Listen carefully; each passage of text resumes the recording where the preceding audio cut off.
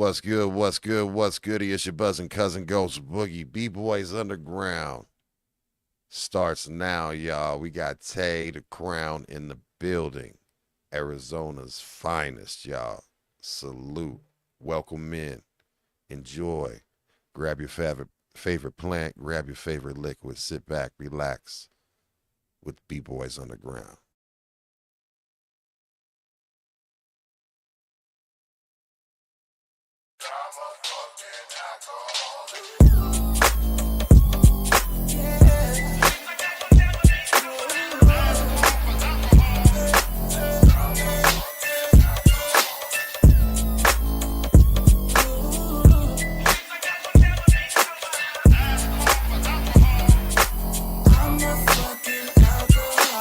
Yeah, take the crizzle, popping like a pistol. Proposition bitches get money by the fistful. Nigga, what's the issue? We only just begun. Crown is on the speech, the beat is on C1.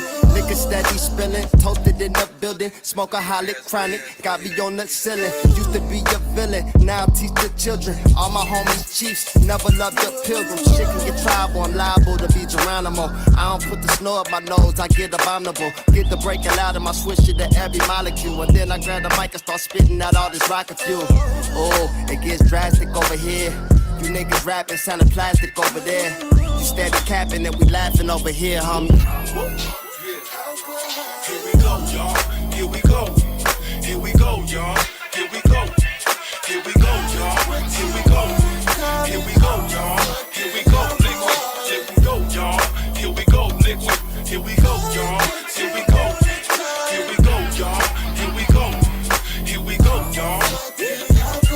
It's the J to the roll with the liquid for show. When it comes to drinking, you can say that I'm a pro. But if I go sober, man, I just don't know. Can I bring the same energy and keep the same flow? If I quit drinking gin, will I stop getting spins? If I'm done with rum, will I lose all my friends? Can I still say cheers without a six-pack of beers? Do I need a liquid courage to erase all my fears? Women won't get frisky if I don't hit the whiskey. If I don't get them tipsy, they won't tell me that they miss me. Can I dine with a dime if I don't bring the wine? No tequila and lime. Would they still be mine if I get sober? Will my career be over? Will I lose all my fans if I quit blowing Doja? Yeah, fool, call it what you wanna call it. Once an alcoholic, always an alcoholic. Here we go, y'all.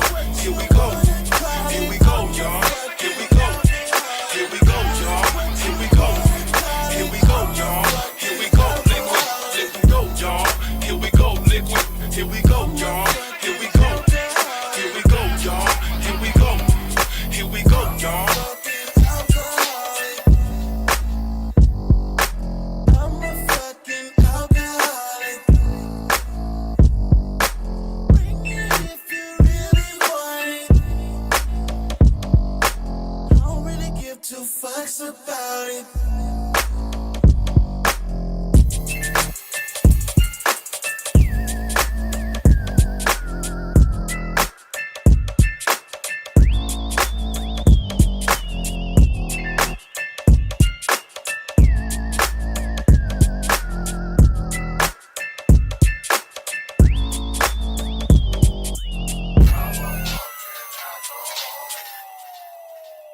What's good? What's good? What's goody? It's your buzzing cousin Ghost Boogie. We are live. We are uncut. We are unfiltered and raw. That's right. Welcome to B-Boys Underground, where culture breathes, the streets speaking, the real ones pull up. Tonight, we're tapping in with a Southwest force, Tay Da Crown, y'all. Poetic with the pen, boss with the brand. Let's get into the mind of a king who moves with purpose, y'all. I'm looking forward to this one. If you do not know who Tay Da Crown is by the end of this episode, I hope you are a big follower, supporter, and fan. With that being said, let's get into it, man. We got the one and only Maddwayz and Tay Da Crown in the house. What's goody, fellas? What's up, man? How you living? Good. Good to see you. Salute, everyone. Welcome in, family. So good to have you. Thanks for having me, man. Thank you. Nah, man. Salute, respect, man. You are out here doing it, man. Like, your catalog speaks for itself. And if you guys are new here, we do invite you to hit that like, follow, subscribe, all notification bell, pull up we've had two episodes this week, two amazing episodes, because I already know this one's gonna be even just as good, if not better. Because yesterday we had the one and only OG DJ C Los. Yes, Whoa. man, from LA's own legendary DJ Los. That was a very, very, very insightful and great informative interview. I had a great time with that one. Hell That yeah. was a privilege, man. And then so we do that every Wednesday night, and this is our Wednesday night show. And salute, but we're doing more and more episodes. So make sure you follow B-Boys Underground on YouTube, on Instagram, and then of Instagram. course follow Maddwayz and Ghost Boogie 66 as well on IG, as well as G Dash Fresh and Big Weez, who are our co-hosts who couldn't be here today, man. So salute to them, much love to them, and yo, with that being said, let's get into this, man. So Tay Da Crown, man, tell us about this song "Sober," man, because I it's one of the things that we're gonna we're gonna have a theme where it's very rare that artists ever have a chance to ever speak directly to the people that are viewing their or listening to and consuming their art for the first time, right? Or maybe for the second time, and you never get a chance to set the table for them and or give them an explanation or something extra to listen to or something to relate to. So throughout this entire, interview, as we sit down and go through your catalog and we do get into some videos, if you'd be kind enough to talk us through kind of like the creative process and the intent and like the whatever it was that spawned what they're hearing or what they're getting ready to hear, if you wouldn't mind. So tell us and walk us through that one right there. Sober, Yes, sober sir. was it was just kind of crazy how that one came together. That was all C1 right there, man. C1 had an idea. He had an idea about a song. You know what I mean?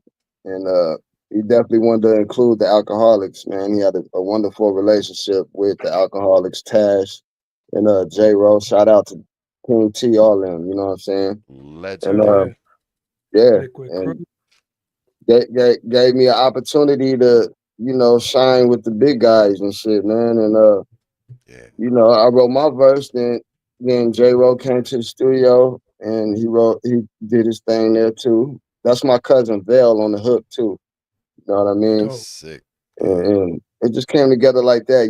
We ended up talking about opposite things. You know what I mean? Or we ended up talking about the opposite thing that you would expect. Of a song called "I'm Yeah. a Fucking Alcoholic." Alcoholic. We Yeah. rather talk. Being J. Ro especially, he doesn't drink no more. You know what I mean? And he wanted to talk about, I like how he came about the situation. He talked about, if I stop drinking, will I still be the guy that I was? Will the Right. ladies still rock with me? Will the fellas still rock with me? Will everybody party with us like they used to without us drinking? You know? Mm-hmm. And I used to me, I used to be a real alcoholic. You know what I mean? I'm talking about taking over life alcoholic type of deal. You know what I mean? So I definitely have my experiences with it. And there's a lot more downs than ups with that. So Amen to that. And it's someone that, I absolutely I had to stop drinking in 2018, 2017 with the cancer and everything. And that in itself, uh, yeah. that does change your like who you are with alcohol and then who you are post alcohol. And when I say post alcohol, where it's no longer an option, right? It is no Uh-huh. longer an option. Like, I just let me go ahead and get a beer or two just to go ahead and Yeah. ease into the environment that's going on. Like when you don't drink and you are around people that drink, you do absolutely feel the change in the energy and the Hell difference yeah. in the energy. I always find it still to this day challenging at times when I go out and you're around, people that are like Because you overly could never drunk. just have one. Like, I don't, I hear a term all the time, like I social drink. How long you gonna socialize? You can socialize all night and drink all night. You know what I mean? And that's how I usually be. You know what I mean? You can never just have one. So Yeah. I choose. Now and then I still drink every now and then. You know what I mean? But definitely not like I used to. I Yeah. might drink a shot. I drink a traditional shot before I hop on stage with Crown Royal, and that's And see, probably that's cool. or a shot. Every Depends. everything You in know what I mean? moderation. Everything in moderation, right? Yeah, but So, like you said, you can see who you were before and after the yep. alcohol. So, and I like myself a lot better in this state of mind. I wouldn't be doing what I'm doing now, if it wasn't for me slowing down. You know what I mean? Yes, absolutely, and respect to you for that. And the message is dope as hell. And it's like you said, it's always a treat when you have you know people and songs with where people have expectations about what you're gonna be talking about, and then you flip Yeah. it, and it's like, and it's still got that bounce and that feeling to it too. So much There's not respect to enough that. songs where people party to something positive. There's many songs throughout history where people it's a dance song, but they're talking about something hella depressing. But we're Yes, dancing to it, and we don't care, but we're dancing to it, and subliminally that shit sticks into your somewhere into your energy, man, forever. And you know what I mean? And as long as you hear that song forever, you're always gonna feel that same energy, man. You're always gonna have it in the back of the mind.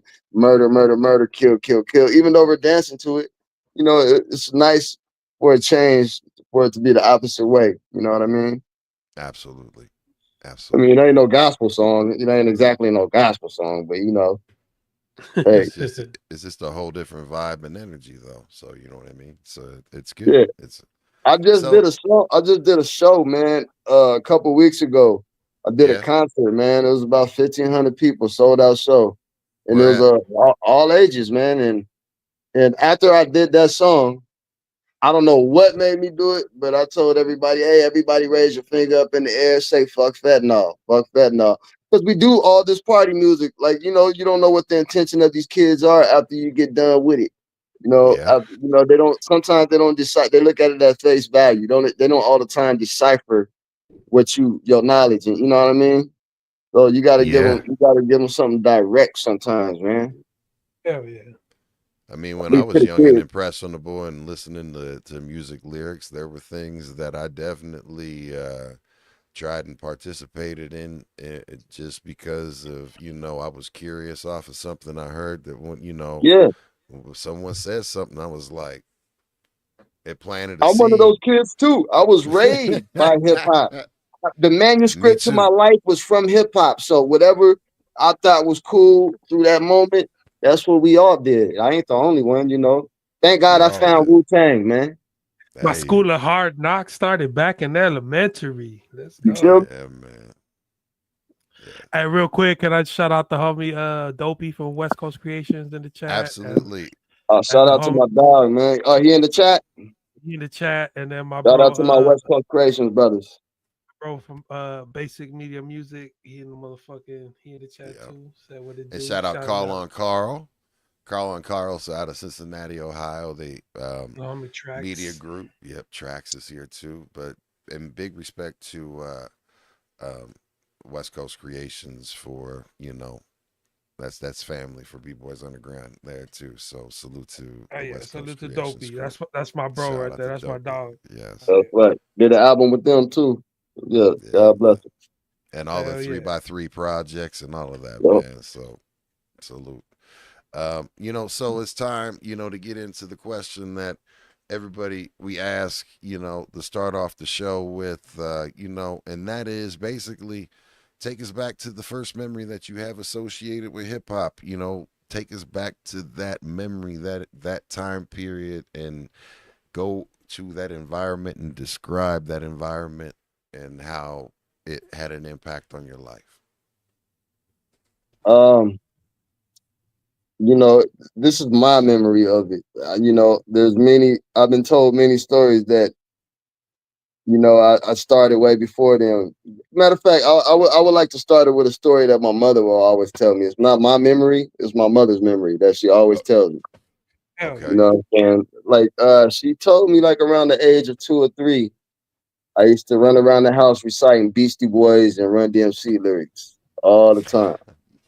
Said my favorite song was "Me and My Adidas," back then, and I used to run Oh around the house man. reciting that. And fast forward like to now, I got children, and my son Julius, his favorite artist is the Beastie Boys, man. You know, and it's a Respect. trip, ain't it? Like how like how it works sometimes, man. It's just a trip. That is crazy. Yeah, but yeah, that's like my fondest memory of myself. Yeah, my uncle, he he he was in the Marines, man, stationed out in Okinawa, Japan, and he used to come back all the time. Well, he was stationed in 29 Palms in LA in California, you know what I'm saying? But Mm. he used to go to Okinawa, Japan all the time and come back with all this dope ass music. I'm talking about this is like the first time I ever seen the Gangstars and things like that. You know what I mean? Like it wasn't just we were already presented to like Too Short. We were already knowing about like NWA and things, but we didn't know anything about the East Coast side of things. And like through his travels, he will bring stuff back like that, man. Like the Rakims, the Heavy D, the Uptown Records, Uptown Kicking It, all that stuff from back in the day. Like, yeah, man. Like through him is where I got the other side of the game. You know what I mean? Like, it's bigger than the West Coast. There's people out here with with lyricism, man. Like poetic, insights through their music. I didn't have no insight to that out here where I'm from, and that through him, that was my first encounter through hip hop for myself. Dope, man. Hell Absolutely. yeah. And then that we hear that a lot as far as when folks have older brothers and older siblings, right? Yeah. Myself, I was an only child, so my music discovery was through, of course, like what my parents listened to, and I was fortunate enough to have parents who listened to everything, and you know had a and listened extensively to a lot of soul Hmm? and Earth, Wind and Fire and Stevie Wonder and all of these all the classics, and that was great to be able to have that knowledge. And of course, when hip hop came around, they wanted me to listen to hip hop more than back in the '80s, when the satanic panic and all the devil worshiping scare stuff with the heavy metal was a big thing, right? uh Hip hop slipped in the back door in my household, and you know I was able to get Two Live Crew as nasty as they want to be, but I couldn't buy a Metallica album.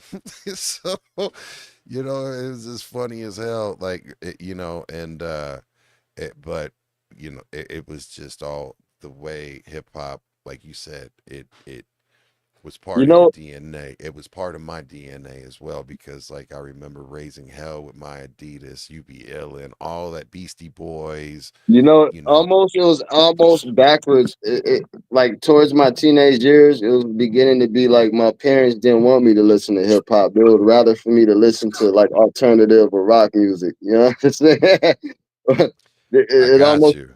because Because it was at that by that time, time it was gangster, wasn't it? It turned yeah, gangster, right? I'm a '90s baby, so everything was hella gangster back then. So she didn't want me to take. She didn't like the way if it had that parental sticker on the front. Nah, you ain't getting that. Or And those y'all were better the not only catch ones me I with it. was buying. Those were the ones I only wanted to buy. Bro, I remember the one CD that slipped through the crack was the Fugees, the score. And it was just a blacked out cover with their faces on there. And it didn't have that parental advisory sticker. And I was able to buy it, and she didn't know. My mama didn't know that it was cuss words like a motherfucker on there. Which was a classic album. I mean, like, Yeah. Yeah, yeah. your mom would have to respect that because I mean, it wasn't Oh they. no, it became her album after a while because I the mean, Lauryn Hill "Killing Me you had to Softly." play. That's what I was gonna say. All you do was play. Hey, Ready or mom, not, listen to this. ready or not, Ready? Yeah, here You I have to come. respect it. Yeah, I came from a vinyl household, so yeah, man, it was right up the alley. yeah. A lot of Play this that. is, man. You should have played Soul Food and like the Soul Food album, like the That intro was to my Soul shit right Food with there. the gospel version, like this. Hey, mom, play Listen this. to this. Listen to this. Yeah, It's so hard yeah, to man. say Free. goodbye. My mom Oh wasn't no man. square. My mom was a young mom, but you know, she was. It was a bad time around that time, you know. So Well, yeah. whatever I mean, influence, we were kids. We were like I said, we were raised by hip hop. So whatever they did, we wanted to do.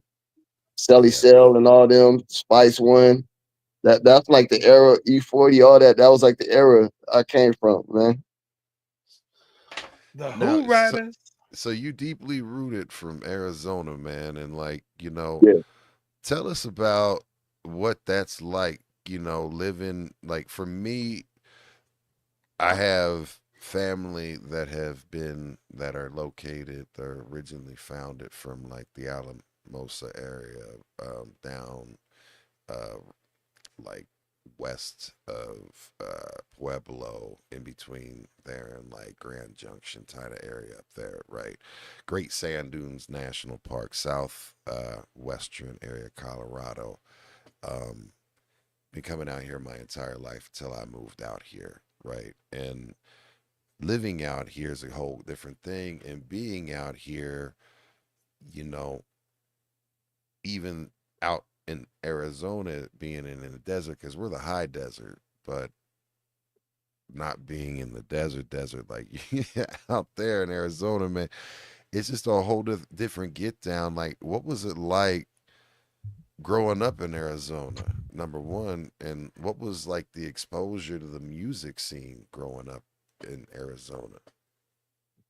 Uh, growing up in Arizona, I mean, shit. I could say the world is a ghetto.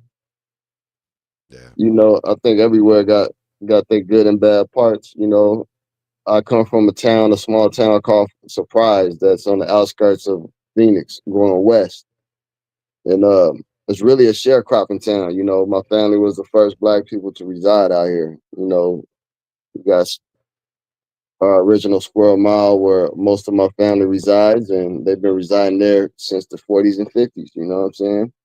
And then you got places like Maryville, and you know that Maryville is just, you know, that it's a hood that's been there forever. That's pretty popular out here on the south side of Phoenix. You know, we got all these parts that aren't exactly desert.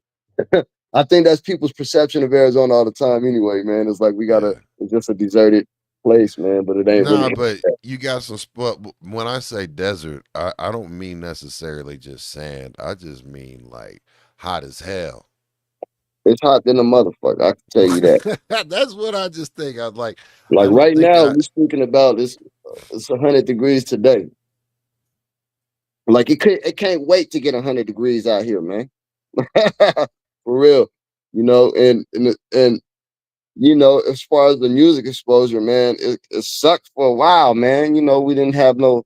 It was very hard, like to get things across. I think it had a lot to do because we didn't have the Martin Luther King holiday either. You know what I mean? It took a long time for us to get the Martin Luther King holiday. What And was when we that like? Even because I mean that was like that was crazy, man. Public Enemy. By the time I get to Arizona, type shit. Like when that. Damn, what was that? Tell us about that growing up in Arizona with that being in place. Man, it's always Arizona. I'll tell you the facts, man. I mean, not to just trash on it, but Arizona always low key been like a racist kind of place. You know what I mean? It's a lot of Yeah. you got to think Arizona in its original form. Arizona is the South. Like Okay. everybody from the South came out here, Mm, and you still got remnants of that. You know, you got people in their own sections of town, and you know we don't mix like that. You know what I'm saying? But yeah. we do. and Arizona is also a transplant state, man. It's a lot of money being made out here. So you got a lot of people from Chicago, New York, LA, here, there. Everybody comes here and we stay. So I've Okay. seen it literally change from a desert to a heavily populated town where we got Super Bowls, All-Star games, like all kind of stuff. This is the first time where I consistently seen that we got concerts and stuff going on, big shows and a lot of good things hitting the music scene out here. You know what I mean?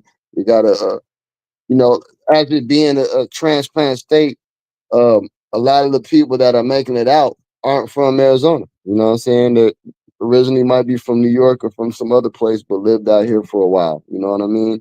Yeah. I'm like one of the only natives. Don't get me wrong. There's a lot of dope ass native Arizonians out here, but not too many that are on the level of reaching new heights. You know what I'm saying? Yeah. But as far I, as everything else, man, I love it. You know what I mean? I really can't see myself living anywhere else. You know what I'm saying? As far as calling so it yeah, home. you're not trying to even pull up and go anywhere else. Like you're happy where you're at and firmly, deeply rooted, and like and happy to rep where you're Yeah, from. yeah. This is my home. I travel a lot. You know what I mean? You Respect. know, I do a lot of traveling, doing shows and performances elsewhere, and I come back home and I like to call it home and be it just that. You feel me? Like I Yeah. like to come home and chill with my kids. I think that's the end goal of this shit, man. Like to ball out with the kids and like I just want to come back home to rest. I don't want to have to come back home to do a million shows and you guys see me every day anyway. So what's the point of me? You know, what's the value in that? You know, Right. Right. I feel you on that. Hell yeah. Absolutely. it's So definitely a thing that needs to grow a little. We still got a lot of maturing to do, but we getting there. Definitely, so I mean, like growing up, that shaped your voice and you know and with the politics and everything like that, that has to also have had an impact on your worldview. And definitely, how did that shape you as an artist, where you are today, and the music that you produce and and put forth? Like, you know what I mean? it always you know, I always keep a chip on my shoulder being where I'm from because we're always it's an underrated place. You know what I mean? You know the biggest place is right next door to us is California. You know what I mean? And it really pains me that people can't really get up and just go there Yeah. and just go to the surrounding places. We have a real local mentality out here where everybody wants to be the local. I don't know if it's like that everywhere, but you It know seems like it. probably, but Sometimes. I work from the mind of a hustler, and it you can't just if people don't know you got good dope, you can't sell it. So you got to get out and hey man, this is what I got, and serve people who you need to serve, man. And what else? What else Check it needs to out. be said after that? You know what I mean? That's real talk right there. I mean, there is no other way. I mean, because I mean, if you even think about it, with the whole social media get down and how everything People is get too nowadays. comfortable with it. Yeah, they do. People are hella comfortable. That's another thing. I say it's got to be 50-50. Yeah, Do your social media work, do all the shit because that does help. That helps you reach people that you can't touch, right then and there. But yeah, you still got to do your due diligence, get up off your butt, go hmm catch a Greyhound if you ain't got the flight money. Just get up out of your comfort space and see who else like receives you. See where you receive, who else loves you. They might love you more than they love you on your 3 block radius out here. You know, yeah. that's what proved me wrong about it. Once I went to California and they received me that well, and California is not a very receiving place, man. Might I add? You know what I'm saying? There's a lot of people that I did see go and they came back home devastated. Like there's no point in me ever going back. But I feel like if you the genuine you and you go out there and got the confidence that of a G and really want to do this, yeah, go out there, man. Why not? New York too. Hell yeah. You got to be dope too, bro. You know what I mean? You have to be dope. That's the one thing about it. You have to be dope. Your shit is dope, bro. We've been vibing to your music, bro, and shit, man. I appreciate that too, man. We You we know, Yeah, gonna we man. gonna definitely play another video soon for the homies in the chat that aren't familiar, Absolutely. that are just pulling up. But we did start off with a banger. What was the name of so it? What you sober, alcoholic? What was the name sober. of that? Sober. Sober. There Yeah, you Yeah. go. Yeah, go run that track. Sober.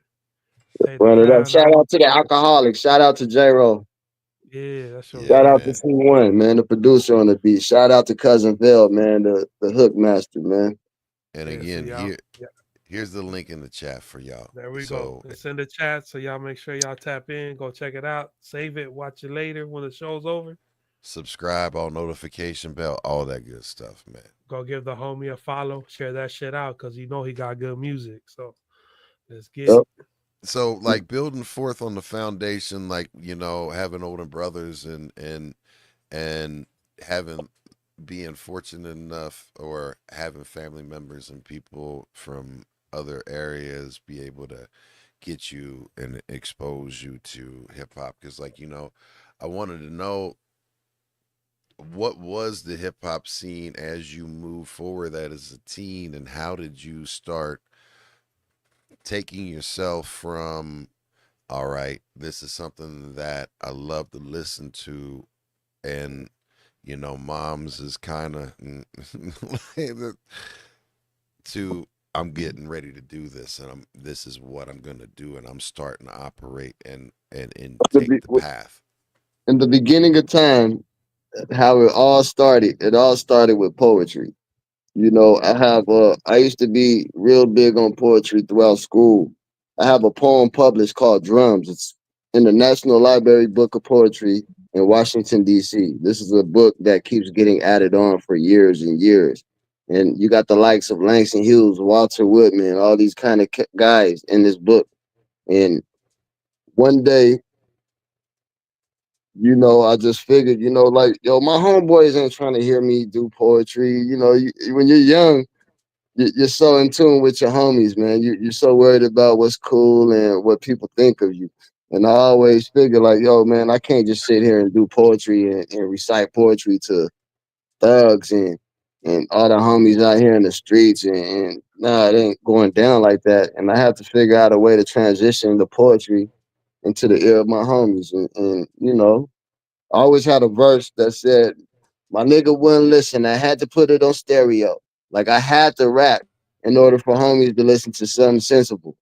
I Right. always wanted to do the hip hop that I want to do that I'm doing now. You know what I mean? Especially being from the West, it was always outcasted to be a backpacker or a dope, Hmm. just dope with your words and intellectual and things like that. You know what I'm saying? There wasn't too many on the West like that. You know what I mean? Yeah. Word. And like people like Raz Kaz, Corrupt, Shout out to Rise Cast like Corrupt. Yeah, man. people like this in the '90s when I was coming up, they were like a rarity, and like I always knew I wanted to be like do that certain type of hip hop. Like I didn't consider them backpack.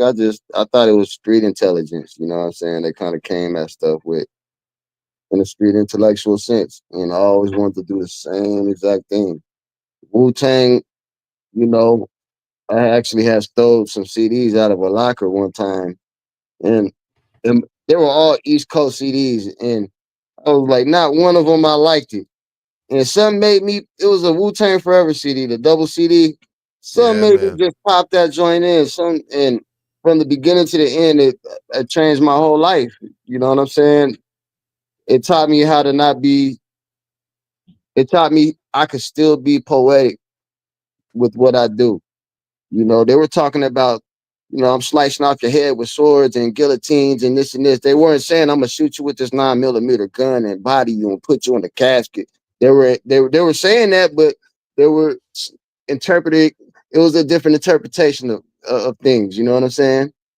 So, and I Mhm. learned I can do that. I can do that. It was cool to do that. And it's still cool to be me at the same time. You know what I mean? Most Def, all these guys like that. That whole invasion of Ruckus Records, that whole era, all that molded me, man. You know what I'm saying? You know, You got. it's I was dope. there at a perfect time. That's all I gotta say. I came up in the golden era, and I think the golden era was the perfect time for anybody to come up in hip hop. We're the generation that made it a mainstay. Hell yeah. Absolutely. And it's dope that you mentioned that, specifically how Wu-Tang, helped mold you and make you who you are. And, their philosophy, influenced your approach to music and business. And then you're in business with them. Yeah, yeah, man. Shout Like, out to Capadonna. so Hell yeah. tell whatever you're allowed to speak about. Like, because I'm not. I can speak about whatever, man. They cool. yeah, dude. So I mean, like, please tell us, because I was curious to be, as I was preparing, I was like, man, I can't wait to really learn about this. Because think about it like this: it wasn't even 36 Chambers that was your first exposure to Wu Yeah, Tang. Your you feel first me? exposure was on an accident. Well, not an Yeah. accident, right? Like, And it's probably not everybody's favorite CD. I don't right. think it's everybody's favorite CD. I think 36 Chambers is the cliche one everybody loves, Nah, like but Wu that's not Tang what. Forever, man, is a classic in Hell itself, yeah. man. Double album and that whole, yes, that in It set the itself is standards for It's listeners. Woo, motherfucker. right. Yeah, Correct. It, that Wu-Tang, motherfucker. Yeah, That so so that fucking symphony just hit right there with the yeah, fucking man. the violin with strings. That shit Bomb was banging. atomically. Come on, man. So, like, tell us about this whole, like, how did this happen? Like, and what is this like to be able to say that someone that helped influence you to be able to get to the point where you're in business and doing business with and affiliated with? yeah, God, man, God. That's Amen to just one of that. them. That's just one of them situations I really can't explain. To be honest, it's just God. I was sitting on the couch one day. My phone rang. I'm sitting on the couch smoking trees. My lady was sitting right next to me. My phone rings. Out of everybody, it was like a Facebook Messenger call, and it was Capadonna. You know what I'm saying? It said his government name though, Daryl Hill. So it kind of threw me off. I didn't know it was Capadonna at first. I just answered it. And it was Capadonna, and this. Like, yo, I mean, I had, back then I had a habit a couple years ago when I had, started getting real serious with it. I had a habit of, like, every time I made a dope ass track, I would send a track to all of my favorite artists or whoever I think would listen to me. I think every artist went through that phase, you know what I'm saying? Yeah. But I did that, and like damn near 2 or 3 years later, he hits me back. You know what I'm saying? And it was like, yo, I'm fucking you up right now. That was his first word. I'm fucking you up right now, ain't I? I said, yeah, you kind of are. You know what I'm saying? And at the time, they had their 25th anniversary tour, and they were passing through Tucson, matter of fact. And I lived in Phoenix, which is 2 hours away. And he said, yo, I want to meet up with you. I'm going to just put your name at the guest list at the box office. You show up, and, you good. And sure enough, I came with a homeboy with two other people, and yeah, it was just easy as pie, and let us in front row, saw the whole concert, got to meet with the RZA, everybody. You know what I'm saying? RZA sat down, listened to my song, you know, Capadonna, we chill with him the rest of the I keep in contact with him to this day. You know what I'm saying? He's a cool brother, man. You know what I mean? Down to earth dude. And it wasn't really Shout out nothing, to no more Capadonna. than that, man. It was just them showing love and telling me I got it, dude. It wasn't no like, yo, we're gonna sign you. We're gonna do this for you. We're gonna do that. That was the only clarification I really needed. You know what I'm saying? And There it is. sometimes that's all you need is just, uh, bro, you just need to meet the right person sometimes, and it ensures everything, man. It don't always got to be about like what you can do for me, man. And yo, it was just, yo, we ended up being the cool guy, and you locked in now. And now That's beautiful. I'm gonna go on the other side of that. There, like I said, this is a transplant state, and a lot of the Wu-Tang members stay out here that I didn't Understood. know. So Mook, the manager, stays out here, Hmm. and you got a lot of the Brooklyn Zoo cats stay out here, and I ended up linking up with the Brooklyn Zoo brothers. You know what I'm saying? We're one of ODB's brothers. You know what I'm saying? And I ended up clicking with them through Wu Tang Management. Did some business with them here and there, singles, and the rest is history. Yeah, man. Respect and rest in Yeah, peace, ODB, man. Yeah. yes. Rest in peace, Hell out. yeah, Yeah, R.I.P. yeah. Well, that's dope, man, and salute to you, and salute to of course Wu Tang, who yes. I mean they helped. They were very very important and changed a course in hip. Like when they hit, It it was a changed lives, shift. man. It was a shift, man. I mean, The, and it actually was an the influx biggest of shift ever probably in hip hop, I would have to say. I would have to argue that like Wu Tang came like a comet, man. Like massive, like West Coast, East Coast, Germany, Europe. That shit just kept going for a minute, man. Like they had a good run. and even cats that would shit on hip hop like that I would be around, right? Like that would historically like fuck out of here with that shit, and those were motherfuckers that be like fuck you. I ain't trying to be around you anyway. Fuck you. It's not made for you, right? Yeah, yeah. It was an Wu acquired Tang taste. came Wu Tang came out and they were like, yo, what the fuck is this? And like especially some punk rock kids, that wouldn't listen to It goes anything hand but in punk it rock, almost and they it almost goes hand in hand, man. It almost goes hand in hand with punk rock in a way, man, because and I used to metalheads trade too. CDs with like with my punk rock buddies, man. Like we're literally exchanging. That's how I found out about Soundgarden, and you know, Yeah, I can get yeah. deep with this shit, man. Hip hop is crazy, man. Hey Tay, I went through some shit just the same as you, but it was with my bro Psycho Les from the Beat Nuts. Yeah, I mean, I used to send my shit to all my favorite rappers. He was one of them. And then he started playing my shit in the motherfucking mix, like on the B Real show. And That's then big. See what I'm saying? and then he kept playing more tracks. And then I shot him gear. He started rocking my gear. Then we dropped this one joint. He hit me for the motherfucking remix. Like, yo, kid, let me remix this track. So, you know what I That's a mean? So, win right there. See, yeah, we need bro. to get back to like if you're dope, we just gonna fuck with you if you dope. We need to get back to that, man. You know what I'm saying? And it's the same thing. He lives in LA. He's been out here for like 5 years. You know what I'm saying? So Yeah, I be yeah. chilling with the homie Big Twins. He lives in LA too. That's my Ain't that's that my a thumb trip right when there. you meet your ain't that a trip when you meet your idols and they actually are who they really Yes, you really They're thought they were? actually real yeah, people. bro. 'Cause I Yeah, met so many assholes and man, I just bros didn't they just didn't pan out.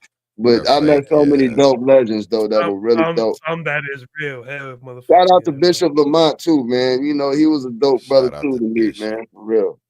Hell yeah, Brass Cash, talented. dope for down to sure. earth brother, man. You know what I'm saying? Killer Priest, all them cats, man. Yeah, You yeah. know, I know Brass Ice KP. Cats, Cube, we're waiting for shout you to out. reschedule. Hell Yeah, man. yeah, It's it's just all dope. It's just dope to be in this predicament sometimes, man. Cause like Biggie said, it really was all a dream, man. You know what I'm saying? that's for real. That's for real. I jumped And off bro, the porch late too. I never thought I would be able to like do this as a career. yeah, I like did a prison bid, the whole nine, and compared to everybody, I jumped off the porch late, and I'm out here like living the dream, dog. You know what I'm saying? I feel that. Yeah, bro. Hell yeah. And getting back to living a dream, one thing that it's clear and evident when you listen to any of your projects, right? There's always a lot of thought put into it, and there's always a story that you're trying to tell with each one. And I want to know, like, walk us through your personal journey behind Cactus and Palm Trees, man. Hell yeah. Mm. Cactus and That's Palm Trees was a journey. that's a dope ass name too, bro. That's just fire. I fucking Yeah. Well, let me cactus. start there then. Let me start with the meaning of the name. You know, cactus and Yeah. palm trees. For one, cactus and palm trees was kind of always like something we said, or where I'm from. You know what I mean? Matter of fact, one of my homeboys has it tatted because in Arizona, that's primarily all you see is cactus and palm trees. You know what I mean? Cactus and palm trees. Everybody yard got a cactus or a palm tree or both. You know what I mean? And it also kind of describes the journey, man. Like I said, the first place I went to was LA. It became my second home. It's Hollywood, city of dreams, man. I come from a small town. A small town boy always dreams big. And if you look on the cover, you know, that's the hood right there in Maryville where I lived in. And in the mountains, you see Hollywood. Like I'm walking towards that. It was never a goal, but it was mandatory that I had to go to that place to do my thing. You know what I'm saying? And like I said, it ended up being my second home. And I went from cactuses to palm trees. Literally chilling, listening to the alcoholics, literally listening to Razcast, listening to Wu-Tang, Ice-T, to literally working with these guys. You know, so it took about 2 or 3 years to build that album. We didn't, it wasn't in no rush. It was never like something like, yeah, this is gonna be an album we recorded. It was just me and C1 worked a lot together, and we had a lot of music. And towards the end, not towards the end, we're still working with each other, but like as we were building music, we were like, yo, let's do this album. And we've been building 2 or 3 years worth of music. Let's put the best of it together.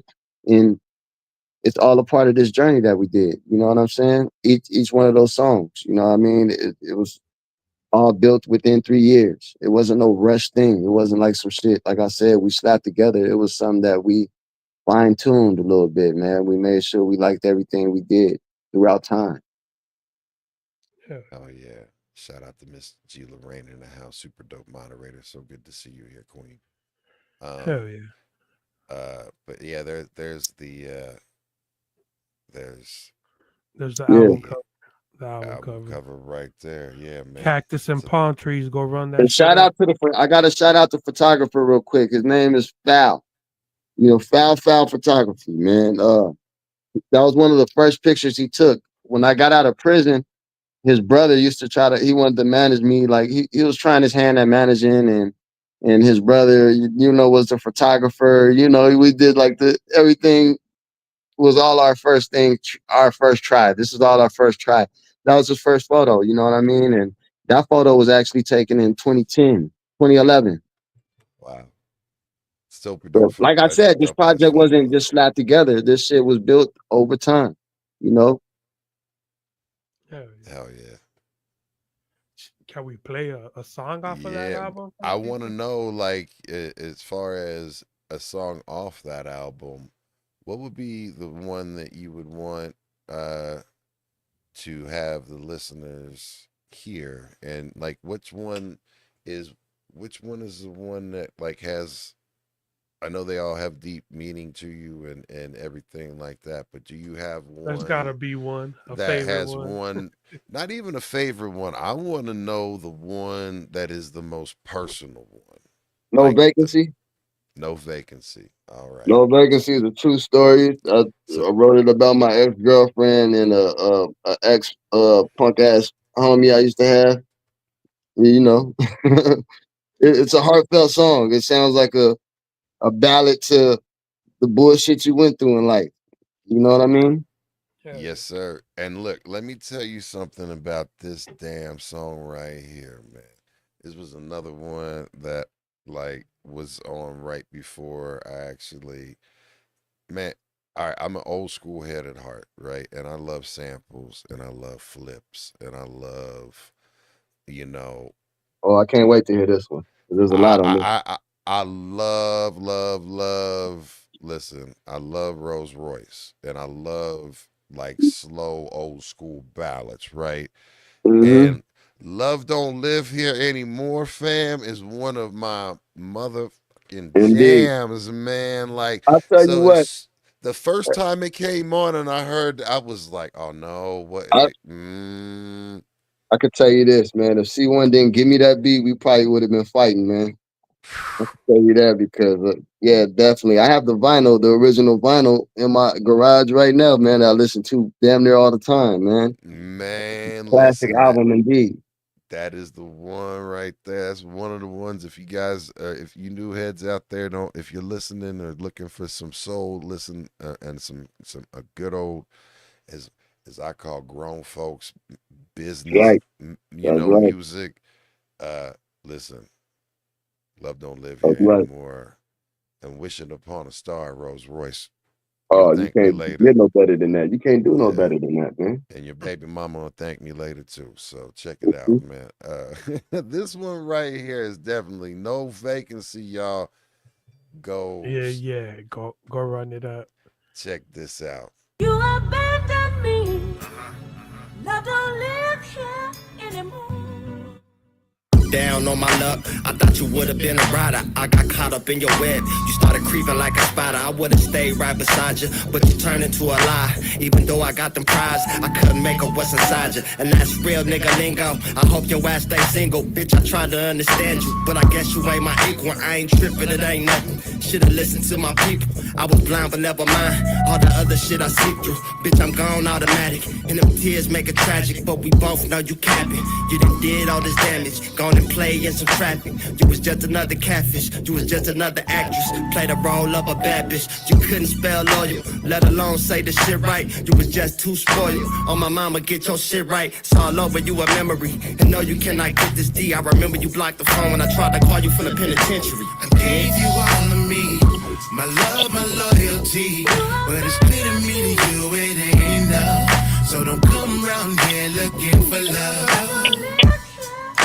I gave you all of me, my love, my loyalty. But it's clear to me to you it ain't enough. So don't come around here looking for love anymore. Down on your luck, shit, you know me, I'm your homie. I don't like to see you broke. Your own mama left you lonely. But I should've peeped your issues. You was jealous trying to misuse and fucking up my mental. Now my heart is like an igloo. On your back you had a monkey. I never treated you like a junkie. I kept it solid, kept it funky. But you played me for a dummy. And I still skipped the Kovacs. You was acting like a whole act. Provided you with some shelter. And even then you felt I owed that. Even tried to get you Skrilla. But you set me up for Rilla. Now that monkey on your back is like a full-size gorilla. I'm out here really winning. I'm my own competition. You could've been here with a nigga, but now you just my opposition. You couldn't even spell loyal, let alone say the shit right. On my mama, you a bitch nigga. And when I see you, I might take flight. But now you burnt out spiritually, and karma is your misery. And no, you cannot get to me. Fuck around and get this dirty heat. I gave you all of me, my love, my loyalty. But it's clear to me to you it ain't enough. So don't come around here looking for love. I gave you all of me, my love, my loyalty. But it's clear to me to you it ain't enough. So don't come around here looking for love anymore.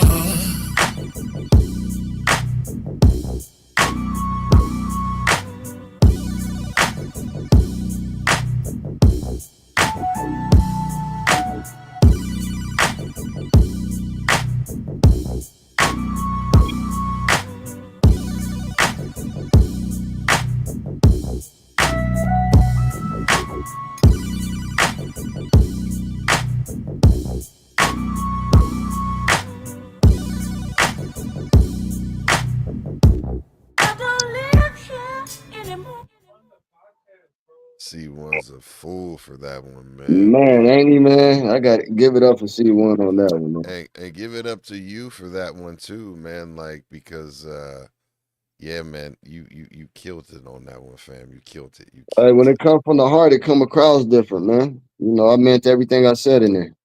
it. Dead ass, man. Dead ass. Hell yeah, man. Hell yeah, man. That's definitely a track that can get you in your feelings about something. But like, who was that was the singing on that? That was my cousin Vale. You know what I mean? You ain't gonna catch me too many times without him, man. Me and That's him got a sound and we got a good mesh. You know what I do mean? you.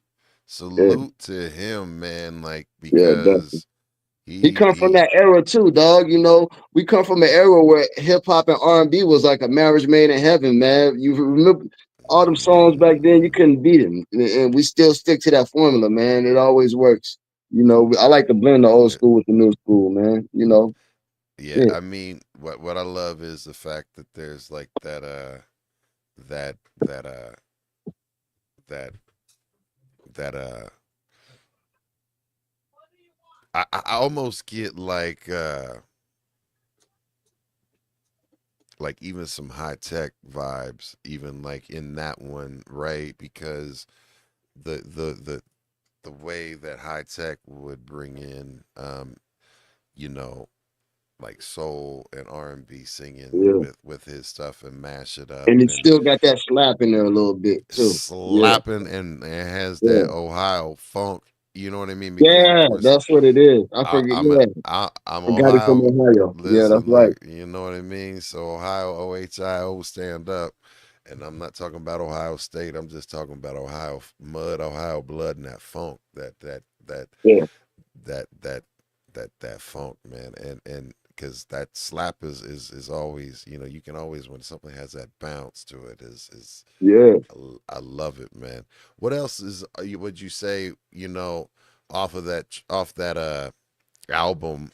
Do you have like one that is like your favorite, or like you have a favorite story that you could tell about like the process of making it, or making a song, or like you know off of it that song? What was it? You know. See, man. I could tell you. I could tell you. Yeah, man. A lot of these songs are like my favorites, man. To be real. But I could tell you one praying on my downfall. I feel like that's a pretty dope one to me, man.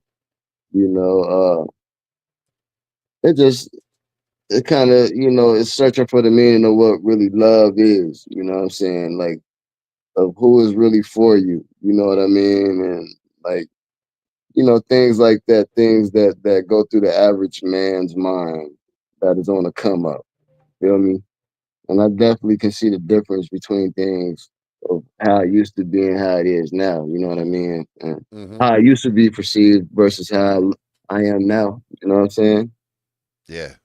Because would you still look at me if I take this gold grill off and if I take this chain off, and would you still would I still be digestible to you? You know what I mean? And certain Right. things that I say, just things like that. As an artist, you kind of go through a thing of what the people like. And Mm-hmm. sometimes you just gotta let that shit go and be like, fuck what they like, man. This is just do me. Let me just be free and do me sometimes. You know what I mean? Well, I mean, at at the core of being an artist, right? And while people, true artistry in its truest form is done from a place of genuineness and vulnerability, right? Because it takes you as an artist to be vulnerable enough to take that statement and say, all right, like I know what you expect and you want from me, but guess Yeah, what?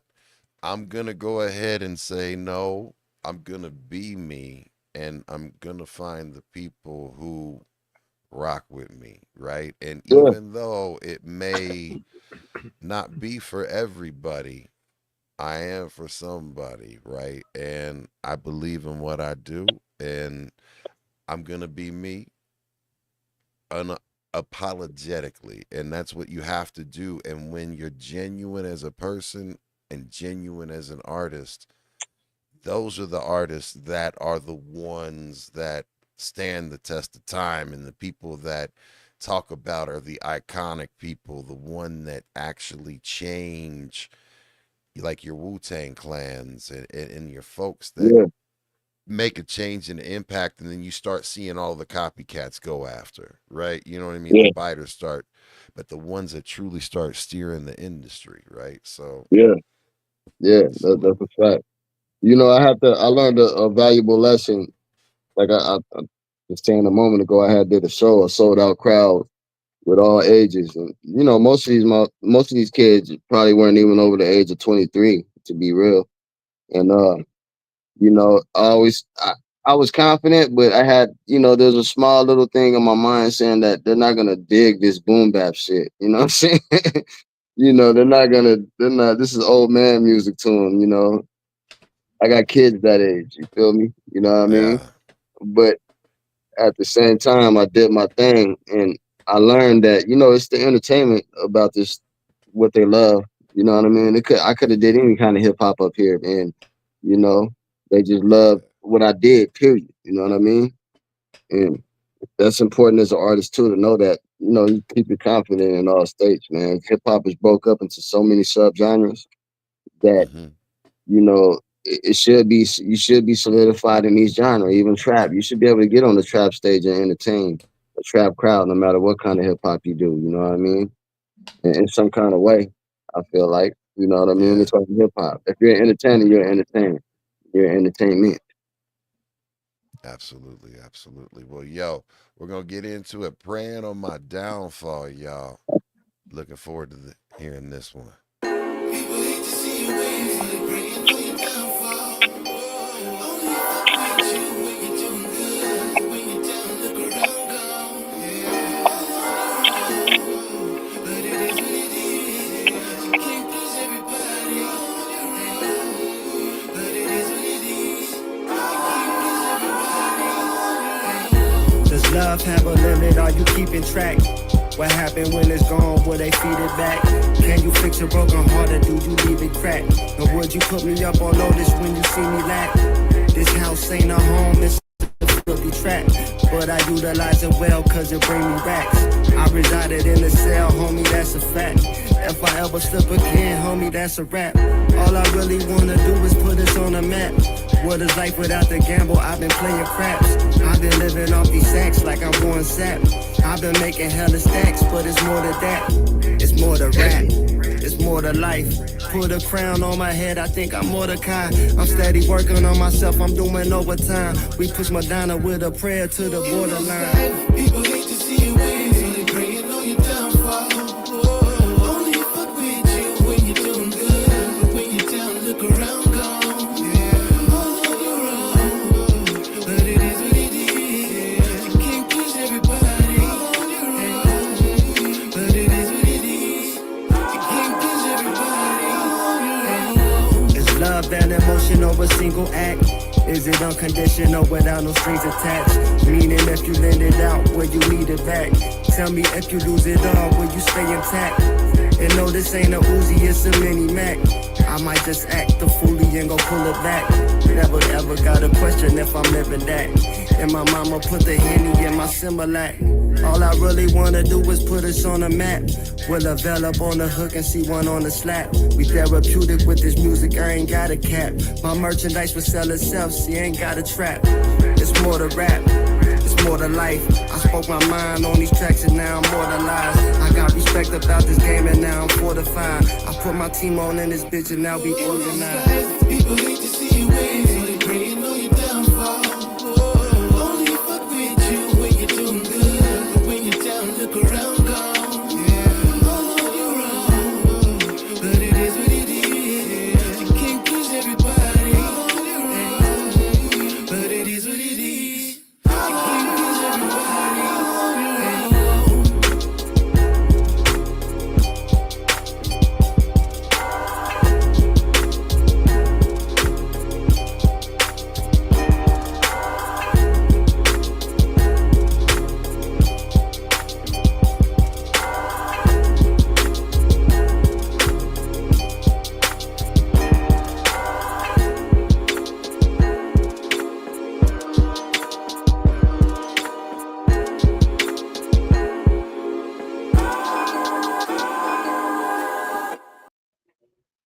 Yo, is there a video for that one? You muted. You muted. Oh, hold on for a second. I got What you, y'all fam. think, man? Y'all like that one? Man, That's damn. just Like, bang. of course. Is there a video for that one? Nah, No, all right. Yeah, I didn't see you any. telling me it needs to be though, huh? Oh, absolutely. There needs to be a video for all of this, man. Like honestly, because Believe it or not, most of those tracks on that album, yeah, I do got videos for. That's probably like all of them, probably except for 3. I got videos on that shit. where are they at? I couldn't find them. Yeah, they're all. I got a YouTube page, a YouTube channel. I'm on Yeah. that. Yeah, They that shit. right there. I'm looking at videos, bro. Yeah, they're all on there. Well, shit, man. I got you. You just got to match up the tracks with the video, the name with the, I ain't put them in a library by itself or nothing, so they might be Got you. kind of Got you. spread Got you. out. But you can see the one with Razkaz on there. That's like one of the top videos on the list or up that album. That was a fun one to make. You talking about let's see here. Dead End Street. Got you. Tell us about that, man. That was a hell of a fun record to make, man. That was the first time that I actually worked with somebody of that caliber. You know what I mean? Again through C1. We weren't in the studio with each other or nothing, but you know, I put my words on script, and he heard the song and he blessed it. You know what I'm saying? And we ended up linking up for the video out here in LA, out there in LA in the Garment District and beyond. And it was a dope video. Shout out to my man Willie Bass, man, for shooting the video under pressure. You know what I mean? That was his first big video too, so that was good. It was a good situation for everybody, man. Well, salute. Shout out Did, to the did No you? Names too, man. The No Names had a big involvement in that video. That was another thing Salute. about that video. I must say that there was a lot of good people around that wanted that to happen. You know what I'm saying? There was a lot of good support there, man. Shout out to my West Coast Creation brothers. They popped up, man, and supported everything. And it's always love. Hell yeah. Absolutely. Hell yeah. So CK. we've got that video right here on deck. And there Everywhere you go. USA, every ghetto worldwide. Don't get lost over here. Don't floss over here. That chain you got on, take it off over here. Real niggas in every city make it pop over here. So you can lose your whip, go watch disappear. If you're not from over here, don't trap over here. Overheard he sell rocks, talk over here. In LA, they bump Pac over here. Mac Dre in the Bay, Biggie and BK, they play Shorty Low with UGK. In Texas in the A, the Heron and Ye. Price depends on how much objects weigh. The projects pay. Hustlers blow the buildings up like Timothy McVeigh. Pick a side, then it's enemies you slay. Some of us turn doughboy, others turn Trey. Either way, that's how the ghetto eat. 40 million niggas racing down a dead end street.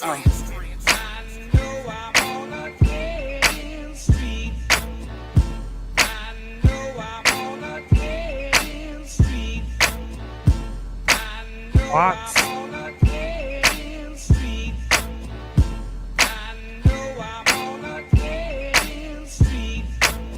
God in the physical, shit could really get biblical. The cynical won't get it, and ignorant niggas is living proof. Hey, this shit'll come, can I ask you get off my genital? General or drinking my gin and juice till I'm miserable. Syllabus is killing you, never heard of your syllables. Heard you wanna rap, but I know nobody is feeling you. Bitching you, is it hereditary, habitual? A living proof a nigga can be a villain and hero too. Every verse is like a kilo cook. Money on your head will have you with that chemo look. Everywhere I go, they thinking I'm that same old crook. When we collect the sample bang, we don't need no hook. Besides standing those are crates and I don't need no books. It's 2 kings on the board and we don't need y'all rooks. This is chestnut checkers, hope you peeping the lecture. I'll probably die up in my city trying to make the shit better.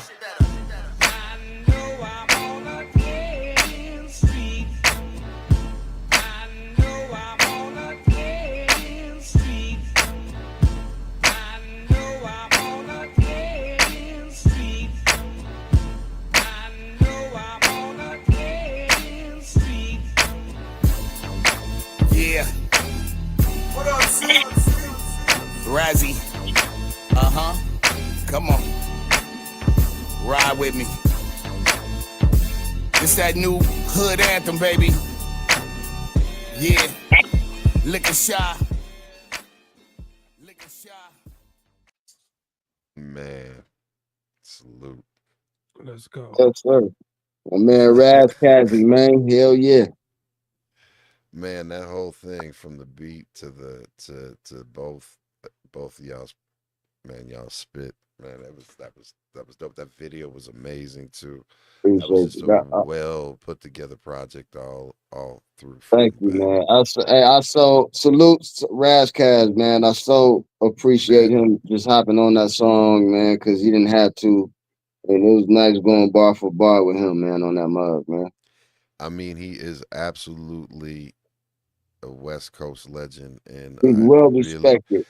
I I seen that with my own eyes. He's a very well respected wordsmith out there, man.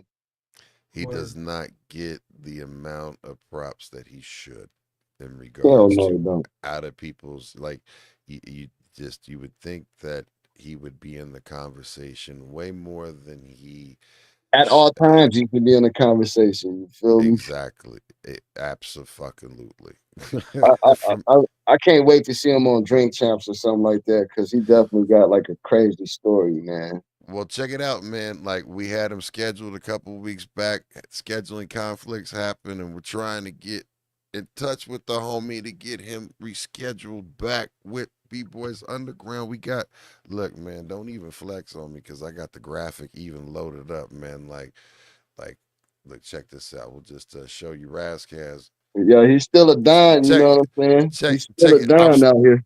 we ready for you to pull up, Razzcast. Like, see, I'm What ready up, for you, dopey? fam. What up, dopey? Yeah, tell the bosses, man. You gotta holler at the CEO, man. Nah, but no, it's nothing but respect and mad props to him and mad props to you guys and you yourself and C1 to putting that together, man. And Thank you, man. Thank I the one thing I wanted to think about and ask you about was like you always balance like a lot of raw emotion with like a lot of reflection, right, and wisdom and like when you talk about being genuine, like you mentioned, and being you, you tell me about the process in your writing process. Like, what are you tapping into? Like, where is it that you go, and what is it that like really pushes your pen to move it in the way it does? you. Shit, life, man.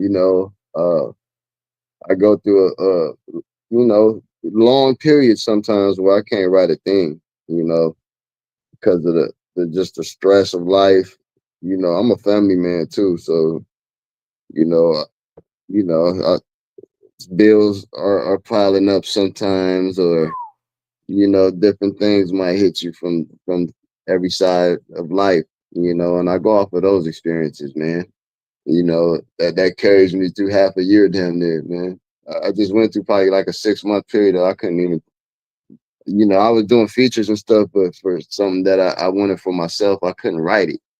Then as of lately, like, it just struck me where I'm like, oh, I'm creative.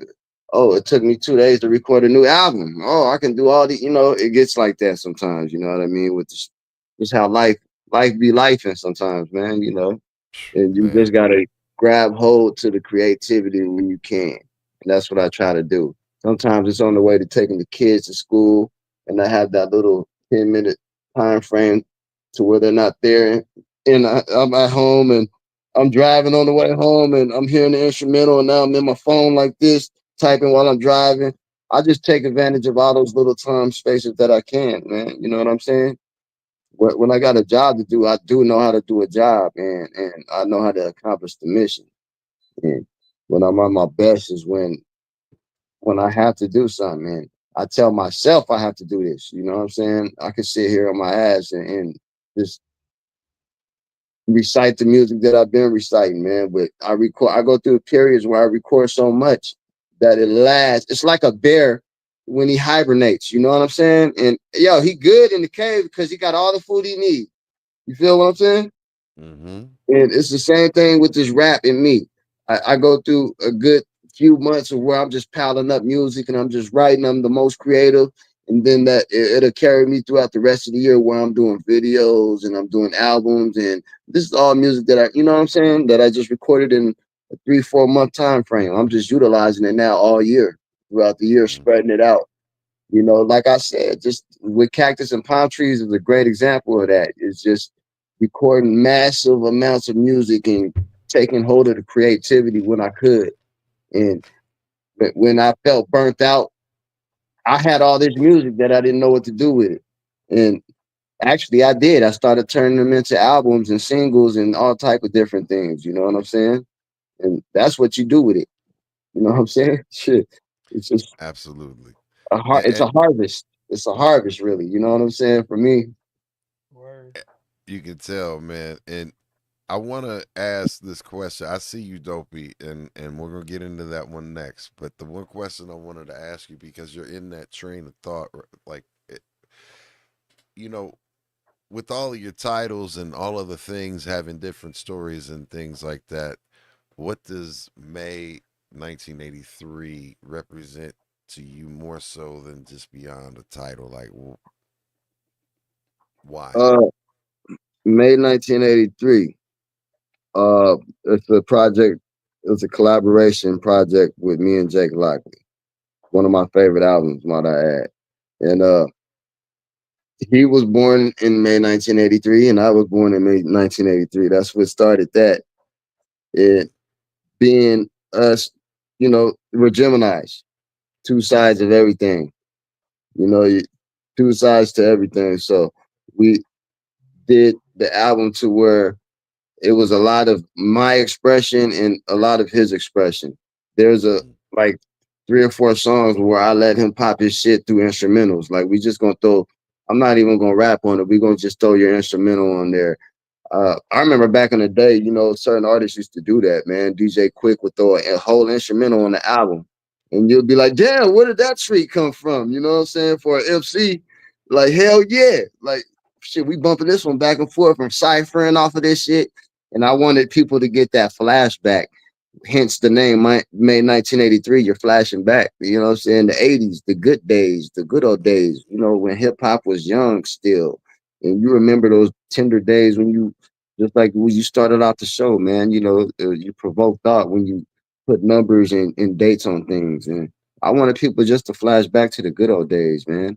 I wanted all these old school samples and classics to run through your mind. And I want you to remember those Christmases, and I want you to remember those good days when you was little and how shit used to Man, be, man. You know what I mean? And it absolutely. really, that was just an example of my music in general. I want you to flash back and just remember the good times, man. And you know, smoke some weed and just think like, damn, they used to be dope, man. And instead of thinking about all this bullshit that's going on about tariffs and fentanyl and all this shit, you feel me? Let's think about how the Man, shit used to be. I'd rather do that, man. You know what I'm saying? Word. I mean, in itself, is speaking to someone that's 49 years old, right? Like, I'm an old ass man at this point. I feel it, but Yeah. uh, but I still stay young. But the thing is that I can think about that May 1983, what that feels to me, and how old I was. I mean, shit, I was what, 6 years old? Yeah, I was 6 years old, right? And like 6 years old, that was, like you said, you had no real perception of all of the drama and bullshit that was like No, you just riding politics through and life. all of that. Like, you know what I mean? Like, you're paying attention to like Star Wars and Indiana Jones and all of that shit. That's You just that's 83, blind 82.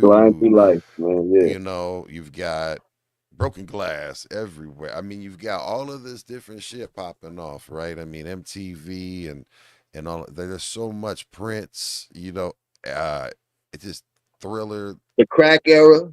Yeah. the beginning of Reaganomics and crack era, All that, yeah. absolutely. Iran Contra scandal. Once you start Mm-hmm. getting older, the Challenger blowing up, and all of that stuff as it goes through as you get older, and it starts, But nah, salute 80s to were, that. yeah, that's on the other side of the game. The 80s were, it was a crazy time too. You know what I'm saying? Grimy, yeah, definitely grimy It was still. more grimy than anything, probably. You know what I'm saying? I think it So was definitely a time where, um, it's very quite evident as history continues to time goes, evolves and goes on, and information comes out that a lot of atrocities and things, some real fucked up shit happened In the 80s. in the 80s, fam. Yeah. You know what I I'm a mean? I'm a I'm a I'm a late 70s baby raised in the 80s, you know what I mean? Yeah, Yeah, 76 right here, and you know what I mean, and grown and went through the 80s and saw the de-evolution of society through that, right? we seen that. We seen it all. Yeah, Like, our generation seen it all, man. Like, you know, most importantly, absolutely. like I said, like we made hip hop a mainstay. You know what I'm saying? When the shit was just a phase, we were fans at that time to where it lasted Yeah, till now. We made all that music timeless for us. You know what I mean? absolutely. Shit. Hell It, yeah. it's weird, like when you go out here and I do these shows, and people somehow think that there's not going to be fans coming out. Like, yeah, it really is, because a lot of us didn't have the opportunity to go see Wu-Tang and all these bands and stuff when we were young. Now we at the age where we can, and that's how much till this day our generation loves hip hop. Like 50-year-olds and damn 60-year-olds, man, were there. You know what I'm saying? Like, this is how effective we made hip hop in our generation. That's all I gotta say about that. I ain't gonna even mention my generation no more, but I gotta hype that up a little bit, man.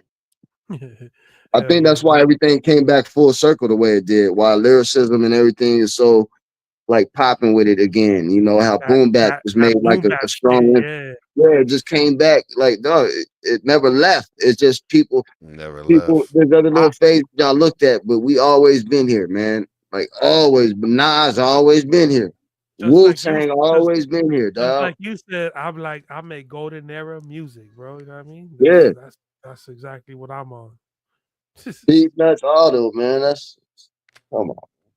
They living off that. Salute. They living off that music for life, man. Think not. So speaking of music, Dopey was like, yo, he had a request that we run LA leaving Arizona, and Oh damn, how could I? so Yeah, that's one of the so ones too. tell us about it, set the stage, and I got it queued up and ready to go. LA, leaving Arizona, man. I want to flip the LA. Well, out here we say loving Arizona. That's how we flip the LA. You know what I'm saying? However you do it.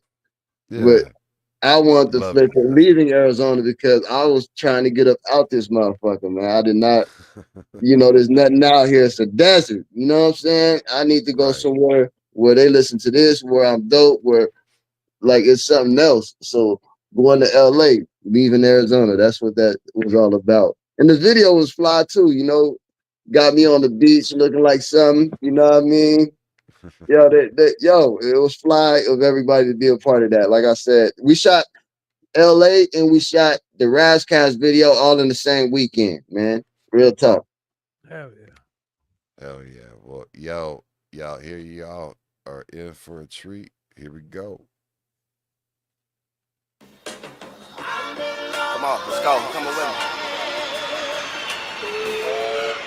Touchdown out in Cali and you just got word. Diamonds on a pinky dancing like you just got served. You could never knock a breezy shit, you just got curved. Took my ass to the dispensary, my eyes got blurred. Hella hectic if you let it can be so demanding. Understanding is the key to link this up as a family. We'll see one up on the beach, you know this thing gon' be jamming. If you at your girl about me, she gon' say that I'm scandalous. One thing that I know, she can't say that I'm broke. They say a hustler never speak, you can say that I'm woke. Looking like I'm selling keys, you can say that I'm dope. My cousin Day just rolled the wood and be ready to smoke.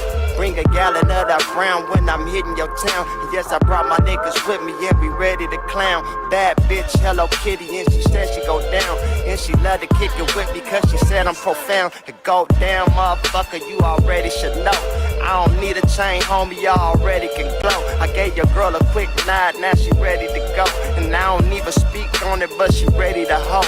You can tell by the flow that I'm ready to blow. I did a 10-minute set and they start yelling for more. I came a long way for 27 selling that blow. FedEx from the desert, we be sending them snow. But I hope I don't go back to selling cabbie though. The Cadillac just like candy, ain't no cameo. Flew about a zip and a half just on my patio. Broke down a brick of that hash, that shit'll have you slow. You ain't met a nigga like me, I'm kinda savvy though. No limit on my piece like I'm from Cali, yo. Got a lot of Federal Reserve, no Santa Cali ho. Catch a nigga walking the beach with some valleys on. Everybody looking at me just like the camera's on. Tell the DJ put on the beat, it's like a jamathon. Baby girl booty physique, it's like the Amazon. All the things she doing to me, I got a saddle on. Blowing all this beautiful weed, it got me gone again. Higher than the bird on the tree, I'm finna smoke again. Looking at this bitch in the bed, I'm finna poke again. Fuck it, I'ma give me some hit, now here we go again.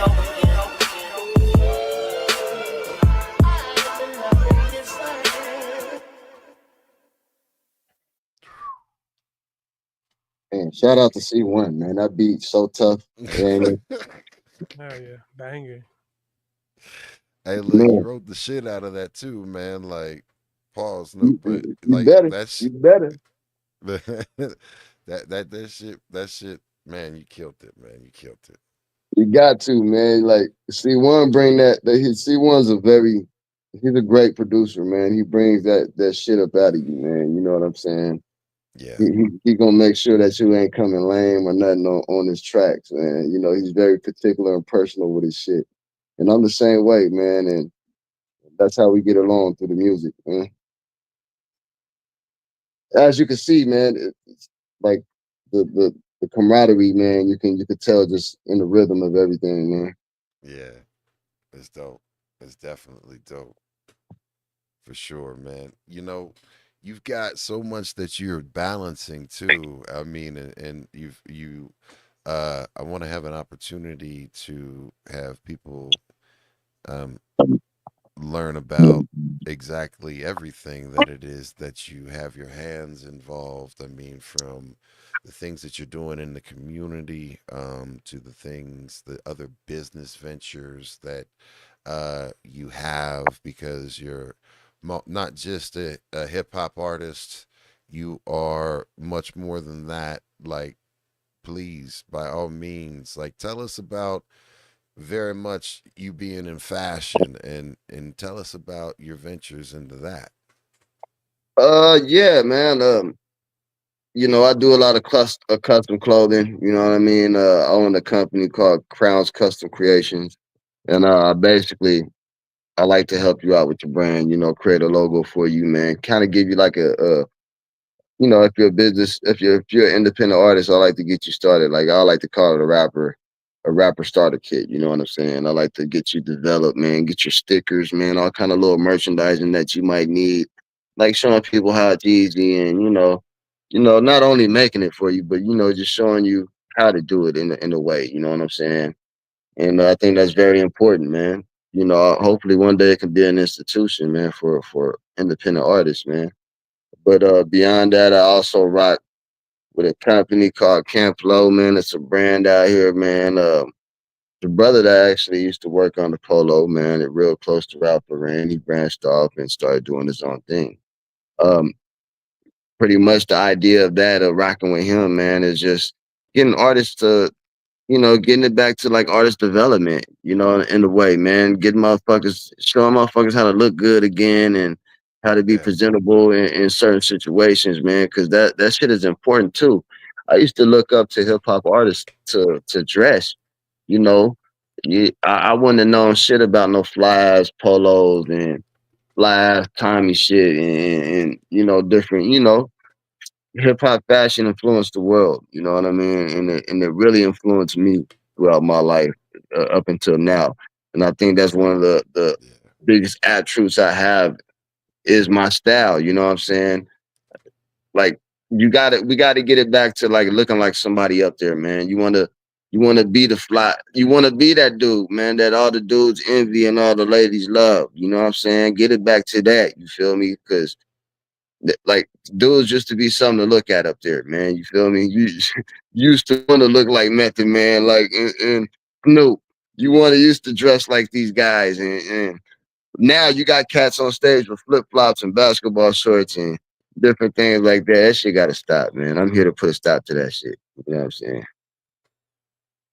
So you're here to also help an artist, basically put together the whole package and their identity and coach and craft and Yeah. develop and what at what part do you or how do you approach or collaborate with an artist in a way that helps them remain genuine to who it is that they are and their identity, like we spoke about with you, right? And also coaching them in a way that, like, all right, well, this is who you are, so let's work together and try to come up with an image or a brand. Man, just trying to show them kind of like not showing really honestly, not really just showing them how to stretch out their ideas. You know what I mean?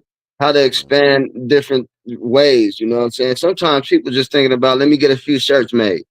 You know, Okay. you didn't know that you can get the hat made for cheaper. You didn't know that you can get this many items made, and now you at a show with all these things that you didn't know you could have had. You know what I'm saying? Off of just simply applying yourself a little bit more. You know what I'm saying? So Mm-hmm. that's basically what I'm saying. Just showing, because when I first got up in this, I used to have to pay for everything until I didn't want to pay for shit no more. And then I had to figure out how to cut out the middleman in certain situations. And sometimes all it is just a little machine that you got to get, and now you have everything you want, and you're making money now. You know what I mean? Because at the end of the day, if you're not getting paid for these shows, you're just starting out, and you got to still sell tickets and do these different things that we go through. Your most prized possession at the end of the night is your merchandise. It's almost mandatory. You feel me? If you don't make no money at the end of the night, that merchandise will save your life. I promise you. You know, and Mm-hmm. the sooner, and then it kind of levels you up, man. It ups your rate a little bit. You know what I'm saying? It ups your value when you have things like that as an artist. You know what I'm saying? You're providing at that point when you have merchandise, you're providing a service for somebody. You know what I'm saying? Now you got a consumer. Now you're a businessman. Now you just stretch the value, and you're not just a rapper no more. Now you're this guy now. That's what I mean when I'm saying I'm trying to just expand your ideas a little bit more, man. Just, you thought you was gonna be a rapper, but now you ended up being a fashion designer, man, because your shit is selling now. I never thought I was gonna be a fashion designer or have clothing brands and different things like that. It all started with me and making merch. And I don't have to pay for it. I can just buy this little machine, and now I can do that. Oh, I can level up my machine. I can. It just grows and grows and grows, and who knows? That's dope, man. Hell yeah, man. Salute to that. And that's game and information and knowledge that's key and vital to any type of artist that's coming up and coming out, because there's so many different angles and aspects of this to being a true artist and a brand, and there it's just there's a lot to learn, and if you Man, don't it ain't no manuscript to it, man. It's really a hands-on game that you have to learn everything along the way. You know what I'm saying? As an independent artist, you know what I mean? And you're gonna it's make those these mistakes. hours, it's the hours too, Oh, definitely. it's the hustle, it's the grind, it's the dedication, it's the believing in yourself even when you think, man, fuck, I can't do this no more, and you're like, nah, fuck that. Yep, yep. Nah, fuck that. Fuck that. Like we're moving forward, like so absolutely.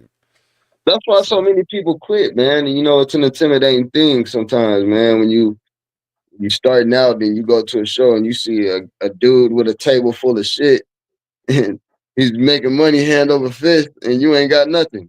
You know what I'm saying? And you just got to figure it out. And a lot of people gatekeep little stupid ideas. And I wish somebody told me a long time ago that I could buy this damn machine and I could make some little clothes. Like, I thought it was really like a big, massive corporation project. They're in the warehouse making all these. No, I could have this in my garage doing this, man. And I'm telling everybody they could do the same thing too. You know what I mean? I have I have a fan out here in the Netherlands actually, and Salute to the I Netherlands. sent him my clothing brand. He loves it, and he was like, "Yo, I want to put this in my boutique. I want to." And I'm like, "Look, it's really expensive for me to make this and send it to you overseas. You know, because it's a big Hmm. even now probably because of tariffs." So I Yeah, was like, "Yo, man, you can buy this little machine right here, dude, and you can just make my clothing and put it in the boutique, and you keep half and I keep half." And bada boom, bada bing. Now it's in the Netherlands, man. If I would have keep that idea, like, nah, I don't want him to know how to make it because now he's gonna know how to make clothes on his own. Oh man, it wouldn't be in no boutiques out there in the Netherlands, man. right. That's dope. And then you actually, the thing is that I mean, I love it's the old parable of give a man a fish or teach a man a fish. Yeah, You know what I mean? And yeah, and if you have the ability to teach a man to fish, right? Why not?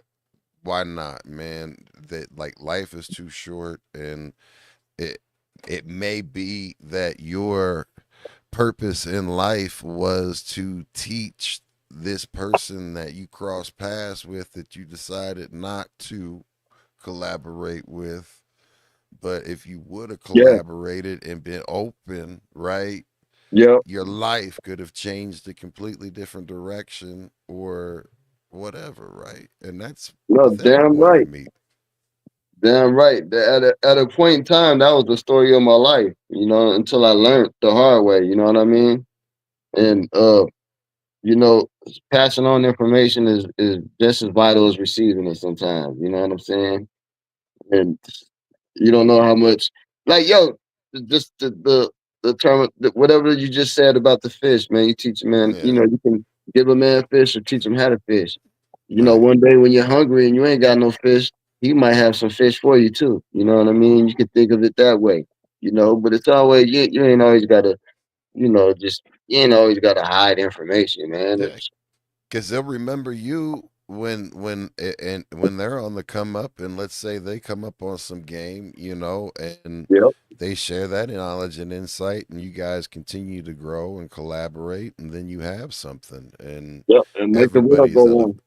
and everybody's elevated, and and that's what it at the end of the day. I think that's what the spirit of hip hop is all about, and what it was from what I remember and have always thought about it. Right? Yeah, Is exactly, so exactly. yeah. Salute to you, fam. I want to make sure that we get into some music that you want to feature as well, right? So, because you've got projects that are recent and you've got a lot of different things, and I want to make sure we get into everything because I mean I could spend a lot of time with you, but I don't know how much time we have with Yeah, you. we dialoguing right now. We having good As conversation, man. long as you vibing, I want to be respectful of your time. You know what I mean. And everybody that's out there, make sure that you share out this stream and let everybody know what's going on. And don't forget that you can catch this on the replay. It'll be live and up on the replay on B-Boys Underground on past episode tab. So you be right there or under the live tab. So because we do this always live, we don't tape it, we don't edit it up and put it out there like that. We do this stuff live. So salute. And salute to you for being an artist who actually is willing to come on the air and do this live too, because a lot of artists have some pushback or some hesitancy about getting on air, camera, live, and talking. And I get it. They want to edit it up and have creative control at the end, and I that's think not that's what the we do here. stupidest shit sometimes, man. Because like you're not now you lying. Now you lying to everybody, and that's kind of like a form of that, man. You know, that's a big thing. Sometimes people don't know how to shut up and they incriminate themselves in different ways, and that's a lot of that going around. When did people start doing that, man? That's some Uh, crazy I, shit, I man. I don't understand why people would be stupid enough to do shit like that. But I mean, and like we definitely don't want to be known as any type of Fed type shit. So yeah, I mean, if you I can can't feel shut it the, though. if I you can can't, feel it. if you can just if you can't shut the fuck up, then this ain't the place for you. Then Right, right. This ain't no jumper. nah, man. Oh nah, man. I don't want it. Like none of the people that we associate with Maddwayz, myself, and like the usual suspect crew and shit. Like we don't, and B-Boys Underground. We just don't deal with negative energy, man. Like it's all peace, love, and like hair grease. Like just keep it going, man. Dig So, that, man. That's what I'm about, man. so give us a project and give us a song that you want to get into and would like to talk about and share with the folks out there, man. Right now, I guess we have I have a collaboration with my man Def Child that we just dropped. It's called Street Poison. Um, it's an album. I would say it was inspired by Iceberg Slim, Robert Beck. You know what I mean? A Man, lot I of the read all of them. terminology.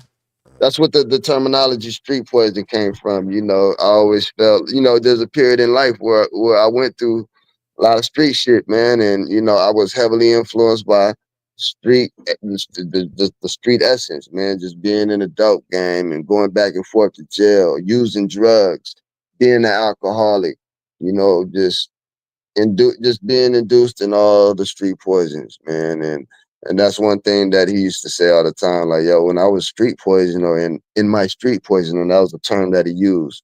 So I felt like it was a great title for this album and description of both of our lives. And Mm-hmm.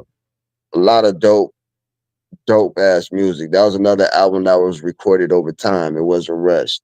Me and my man Def, uh, we was traveling a lot together, going to Colorado, doing shows out there, man, going to New York, getting busy in LA. We was going all over the place, going crazy, man. And we recorded that album in the midst of all that. And it was you know, I never did a collaboration album with a rapper. And I felt like this was a very exceptional album and one of my favorites that I've done.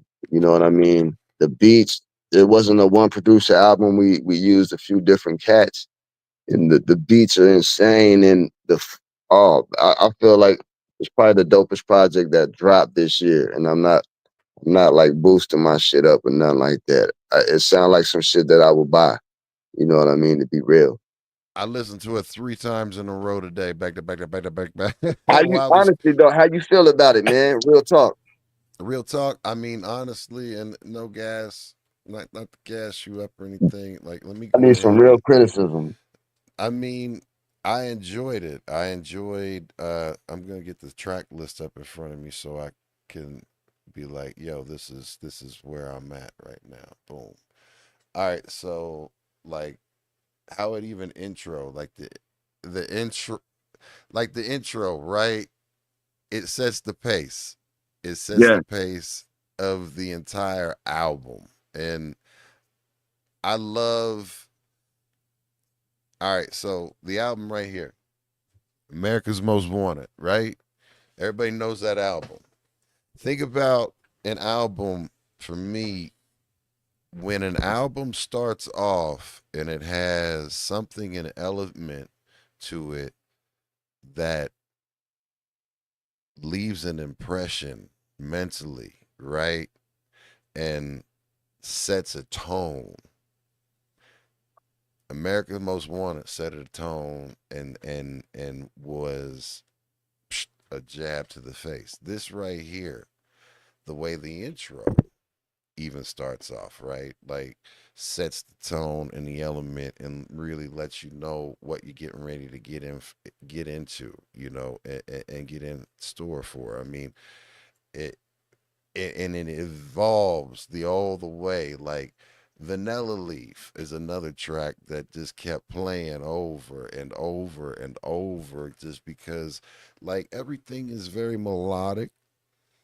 Everything has like for me as a person who likes this is a track, this is an album that I enjoyed listening to while I was creating and doing research, and it was an album that I could digest, and it met me right now where I'm at in life and my path and journey. and I enjoyed the hell out of it. And this is not me gassing you up, because I will be No, I critical appreciate that. to people about things. And like, as we walk through this, I mean, I can give you as we listen to each song, I can give you like the critique, because I am a DJ and a sound guy and a music producer type, like making like I'm a music head at heart, and the rhythm and percussion and the way tracks are put together and layered, and then even also concepts, the way that an MC interacts with the actual track itself, right? The thought process put We were into definitely everything. particular.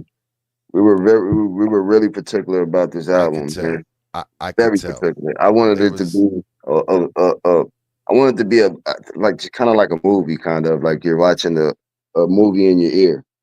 If that makes sense, you know what I'm saying? it was exactly like that. Maddwayz and I were speaking about it like before, before the show about it, and like I know you've got some feedback too about it, Maddwayz, as another MC, as an artist. I mean, Dope, bro. Shit's banging. I just said dope. Yeah, bro. I appreciate it, man.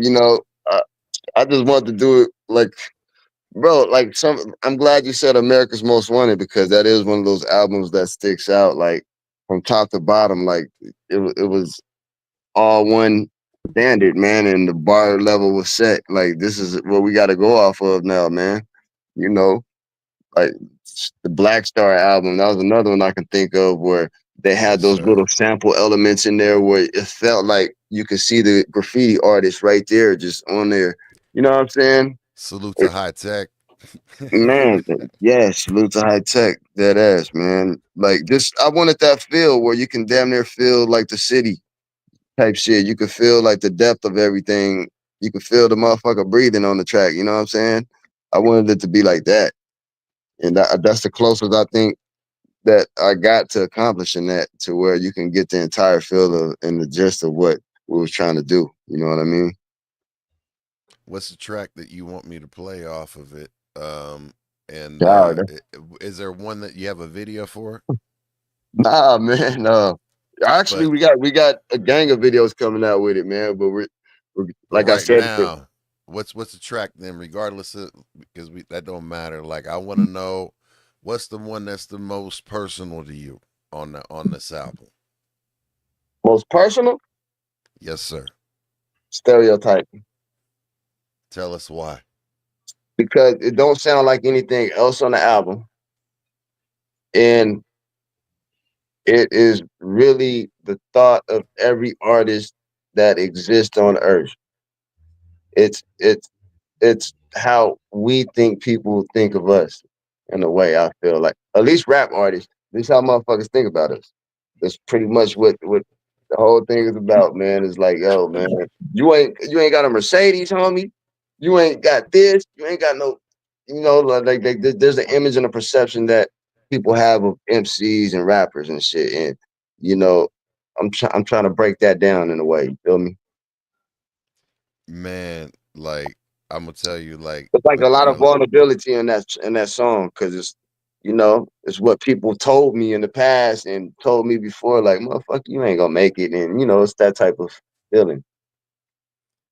I can tell you, when this song was playing, there was a deep connection to what you were saying, because you know what, I've got a spirit of fight in me, and like I will fucking persevere, endure, and fight to the fucking end. I don't give a fuck. Like I'm not giving up, right? And this is definitely one of those type of anthems, in a way of talking about resilience, and Yeah. it gets you.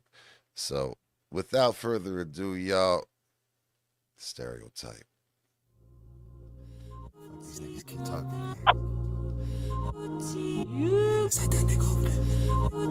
You always drive by my house bumping that shit. There he is. Bro, ain't nobody fucking with that shit these days.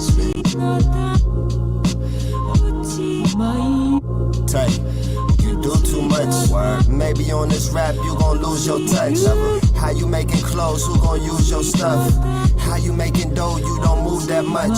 And what about your brand, I don't think that they see you. You ain't even got a vinyl or a deal with a single. Real rappers got diamonds on the chain, sipping Clico. And $1 million in the bank, what the fuck is a single? You ain't even got a Maserati, Benz or a Lambo. Real niggas got body on it, still wears a ammo. I don't see you taking trips in Dubai with a camel. You ain't even on screen when I turn on the channel, man. Watching enough, homie. So you must be capped. You ain't never sold drugs, where the fuck's the pack? You ain't even got stacks off them dusty raps, and that's facts. We don't wanna fuck with that. All we wanna hear is trap music and boppers. Fuck bitches, take pills, who the fuck finna stop us? We don't care about the struggle, just give me a chopper. We don't wanna hear the knowledge, man, that's where you lost us, dawg.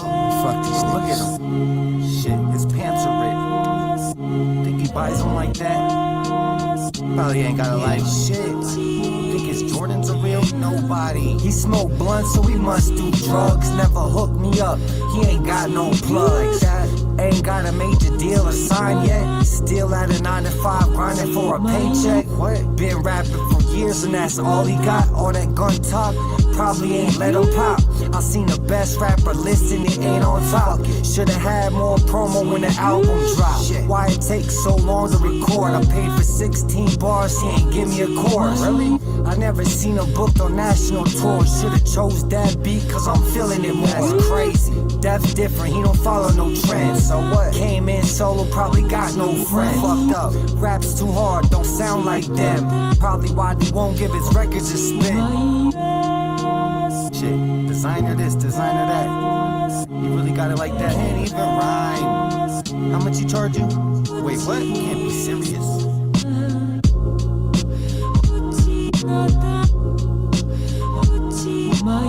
I take a drink, you know, every now and then I'll have a drink. And I will smoke a little bit. I'll do some toot now. I'll do a little toot. You know, if somebody give it to me, offer it to me, I mean, you know, you just, they say sound polite if you don't. So I do a little toot, somebody offer it to, but if I will not, I'll repeat, you know, I want y'all all know this right now, because I went down there to the restaurant and that treatment center.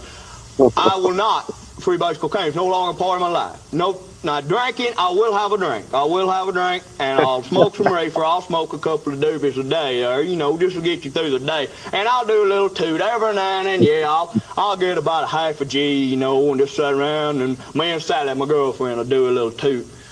Just, you know, for fun, you know, every now and then.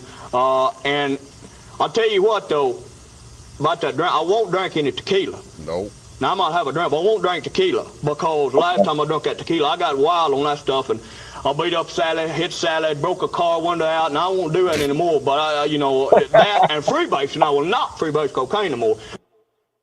So listen, fam, like that. So we had Maddwayz and myself. We have another podcast called The Usual Suspect Sesh that we are co-hosts with our usual suspect brethren and sisters, and that has been a long-running joke on our sesh for a couple of years now, because that in itself, that I love that shit. It's impolite. I do a little too. It's impolite. You And know when what? I heard you fucking put, I was like, I mean, I couldn't wait to fucking be like, man, Wazies, they got the fucking, they got the toot on Bro, a song, yo.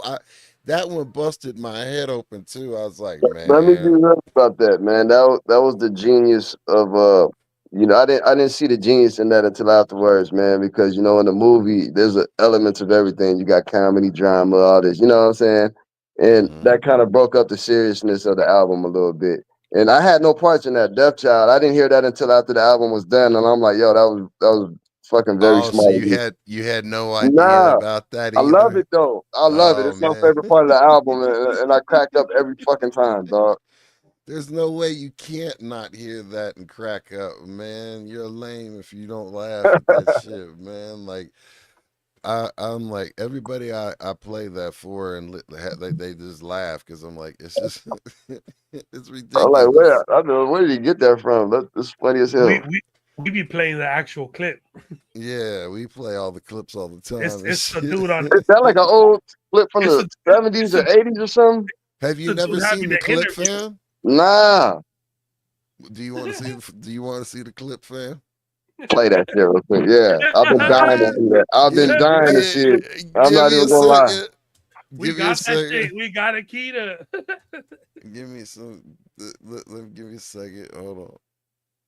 All right. Let's see here, because there's a one that's like mad long and shit, and there's one that'll just get to it. And this is all right. So this one, because there's one that's like fucking 7 minutes long. This one is 3 minutes and 46 seconds long, and I absolutely think that this is a parody, and I think that this is a comedian, right? But when I first saw it, it's got to be. It's got to be because nobody was that serious saying that shit. But the first time that I saw it, that it is very much, it seems like some public access show, right? But I think this is a comedian that did this shit, but he's fucking brilliant. And check this out. Actually, that was from a gift from one of the fellow patients down there, and she's real nice. We got coffee together every now and then, every morning. Thank you. Probably proud you got presented that. I'll leave this with you because you might need that there. But anyway, you know, like I said, once I went through that rehab, I do not freebase cocaine anymore. Gave it up entirely. Gave it up entirely. And I will, you know, I will have a drink. I'll admit that. I'll have a drink, you know, but I will not freebase cocaine because that's no longer part of my life. That's, you know, they just turned me around down there in Redstone Arsenal down there at that treatment. No more freebase. No more freebase. Now, like I said, I'll take a drink, and I might even smoke a little reefer every now and then. I'll smoke a little reefer, but freebasing cocaine, as far as that goes, I don't do it.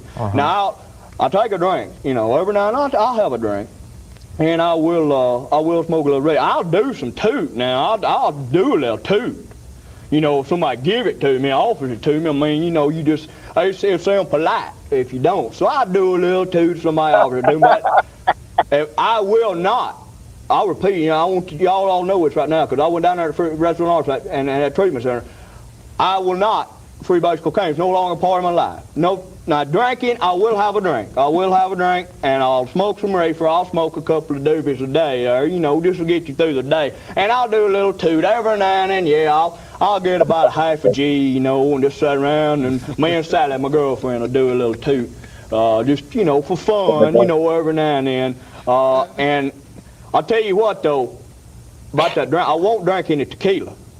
Now, I might have a drink, but I won't drink tequila, because last time I drank that tequila, I got wild on that stuff, and I beat up Sally, hit Sally, broke a car window out, and I won't do that anymore. But, you know, that and freebasing, I will not freebase cocaine anymore. Now, I'll have a drink. I said I'll have a drink, and I'll smoke, I'll go through about a half ounce a week of reefer. You know, I like to smoke reefer, and that's something I enjoy doing. But the freebase I don't do, but I'll do a little toot. I'll do some toot.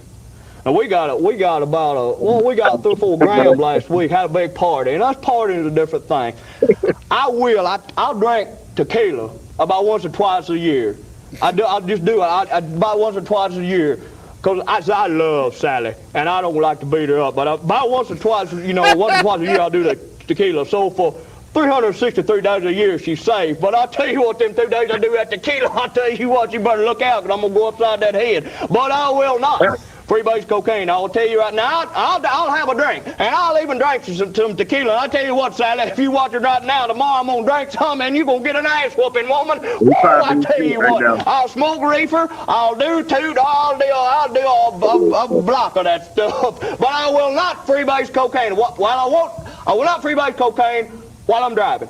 If I'm riding in a motor vehicle, I will do a little bit. I'll do a little bit. I won't do it while I'm driving. If I'm behind the wheel of a vehicle, I will not freebase cocaine. I'll tell you that right now. I won't freebase cocaine. I won't do it. I'll have a drink. You did it right now. Well, I'll tell you what. If like traffic stops or something, man, if it's serious, you know, if you're gonna be there a while, I'll get out the pipe and I'll base a little bit. But I won't freebase cocaine.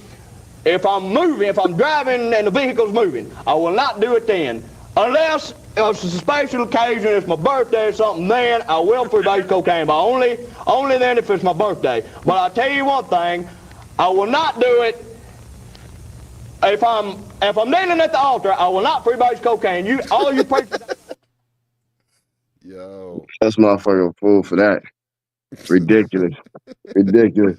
the Sylvan Comedy Tour, whatever it was, man. Yo, that shit, yeah, that shit's ridiculous. And when I heard that shit, I was like, man, no, they didn't. God damn, I can't believe it. It's actually in a song that I'm listening to, and it's in a song to someone I'm getting ready to have a conversation with, man. So that was Dope. dope. Yo, man, can I tell you another weird thing on this album? Yeah, Um, please. I'm not sure if you heard of my brother out there in LA. His name is E the Mad Assassin. Have you ever heard of him? Repeat that, sir. Have you ever heard of E the Mad Assassin, man? He's an MC out there by way of North Carolina, man. Very dope MC, man. No, sir, I don't want to front that I do. Look him up. He's a very, very dope artist, man. But Let's anyway, have him on. Let's have him on the show. yes, sir. I'll tell him to tap in. But anyway, on the There it album is. cover of Street Poison, Mm-hmm. if you could see, I don't know if you can pull it up or not, but on the album I'm cover, getting. there is a dude on the front cover. It's a Mhm. classic picture, man, that I have pulled up. Right Um, there. yeah, you see, it's a collage of different pictures and stuff. You see that guy right there, sitting looking all cool from the '80s, right there with the Kango and the leather on. You see, dude, Yeah. right there with the fat laces. Yeah. All right, I end up getting a call, man. That is a person that is Eden Mad Assassin's friend on that cover right there from the '80s. That's a classic picture that's been taken in the book. Um, I can't think of the as something, man, but he took that picture. It's a classic picture from New York, and the guy happened to be on my cover, man. Like, that's how small the world is. You know what I Yeah, mean? man. It's That's just, crazy. just a little fun fact. That's just a weird thing that happened to me. It's just a random. It's not a random picture I chose. It's a picture I didn't seen my whole damn life. You know what I'm saying? And I wanted to be on this cover, and dude tapped in and said, "Yeah, that's me. Yep, that's me." That's dope, man. That's a Hell crazy yeah. thing, yeah, man. And Hell that car yeah, up man. there, that's a Buick Skylark. Not when I was little, my mama had a Buick Skylark, so you know Man, that was a absolutely. weird I thing had a too. Skylark too at one point in time. Hey, that's a durable car too. Oh yeah, durable as hell, man. That, Those Buicks back in the day, hell that yeah, man. motherfucker got Especially, us all the way through the '90s, man. That was the longest lasting car I ever seen in my life, man. hey, shout out to G bodies because that Skylark, that G body version of Skylark was the equivalent to the Malibu, in the Chevy line, right? And Yep, like, I'm a G body ex. Like I love G bodies. Like even I had an El Camino. What was it? that's my GMC. favorite car right there. It was a GMC version. It was Yeah, I know what you're talking about. Yeah. El Caballero. You know what I mean? And What year? it was an '84. That It had a motherfucker smooth, wasn't it? Oh yeah. man, I got It was flashbacks when you maroon. said that. It had maroon and it had a louvered hood on it, and it had an engine that was from a speed shop. So like it had some get up to it, and like I would race motherfuckers. I would do stupid shit in that car. So I yeah, love Elcos, man. That's just one of them. That's a player ass car to me, man. Both of my uncles had it, and yeah. it's just a different car to have, man. You must have been just a different fella to have one back then. I love. Yeah, I mean this. I had it. That was actually my first car when I turned 16. Like my parents Call let me drive. that's what's up. They had a at that time they had a '84 Chrysler New Yorker, right? And I rolled that, and then for a little bit, and um, but they let me roll that. But the car that I had going into, and like as I was 15 going into And 16, was absolutely the that El Camino, and I always call it the El Camino. But yeah, man, my first I whip was a love the Delta fuck. '88, man. Delta Yeah, 88, man. The first car that I bought myself was a Delta 88, and I love that car, man. nice. Hell yeah. That's a whole nother time, man. I can go deep into all that shit too, man. I I love mean G-Body. cars. I mean cars and yeah. I mean that's a whole different thing. I mean because that's an extension of who you are. I mean if you have the ability to get a car that you know, is something that you want, or even, you get a car, you're lucky and fortunate enough to have a car and then you make it your own. And, it's like, shit, this is my car, bitch. Like, it's, Yeah, 'cause, in real talk, man, that's a pimp's debut. You know what I'm saying? When you pull up on a motherfucker, and it's yours, that's your, hey, man. You know what I'm saying? Ain't nothing better than that. yeah, man. Yeah. So what's a song you want us to get into, fam? Shit. Fuck it, go to Skylark. Skylark. Since we talking about Skylarks, might as well go to Skylark. All right. What is it about Skylark? Tell us about it, fam. Uh, it's a very descriptive song. You know what I mean? It isn't per se talking about Buick Skylarks, nothing like that. It's just, Mhm. you know, it was a specific automobile that made me flash back. You know what I mean? We titled it off of, I think I said something about a skylark in the verse, but it immediately makes me flash back to, like, yeah, I remember riding 4 deep in the skylark looking for trouble and shit, man, a few times, and you know, and other things. So it's just that kind of thing. It's a nostalgic thing. Yeah, man. And the Oh man, the beat. beat's crazy. Oh God, man. Listen, man. This is listen. I'm gonna let y'all just listen. So hold on. Let me get Maddwayz up there. Here we go, y'all. I'll keep going back and forth with these motherfuckers. These niggas are stuck in the matrix. You can miss me with the job talk, big step on the blacktop and some white clocks. Big weapon in the sky like the homie getting wet, now he swimming on the sidewalks. Bending corners in the IROC, dumping at a my Glock, niggas finna die, watch. I come from the soul where niggas nine-cocked and cook Coca-Cola, the caviar in the down spot. My neighborhood on the crime watch, but never ever the grind stops. You step out of line, go get your spine pop. Now nigga, go get your shine box. Niggas saying my name like I won't do nothing. Too funny, slide on you niggas like it was cool running. I had to burn a whole block, it felt like 2 summers. Bullets keep coming at you, the size of cucumbers. 2 numbers, the best price for clean onion. Guns and butter, the Glock got a cool button. Hundreds of blues and pies out the oven. Packs still coming, probably ran through a few dozen. Realist knows if we touch it, it's gon' turn to gold. Godlike, can't fear him if it's flesh and bone. Kush, cologne, Medusa face, you can tell I'm stoned. A+ for the work, we really on a roll. Wonder why they caught webs bringing spiders home. Underground traffic, we the ones supplying dope. Kept the burner lit, I think we broke the stove. Late for supper, I still ate my dinner cold. Harvest time, we gon' need like 10 of those.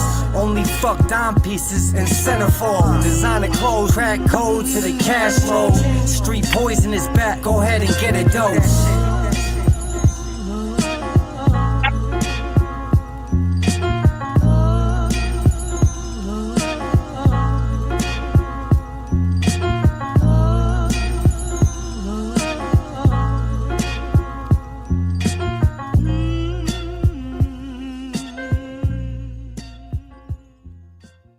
Yeah, man. Beat, shout out to Arjun. Repeat that, man. My fat. You run on stage. Yeah, shout out to Arjun, man. That shit give you the screw face, man, for real talk. Hell yeah. Yeah, chat's loving it, man. It was that. Yeah, Definitely one of them joints, man. Those one of the ones I love. Hell yeah, man. What else you got on tap for us, man? Like, in regards to, anything else that you've got. I'm curious, like, what is it that you've got that you're doing in the community, man? Like, is there any type of ventures or anything that you're Yeah, active in the man. community doing?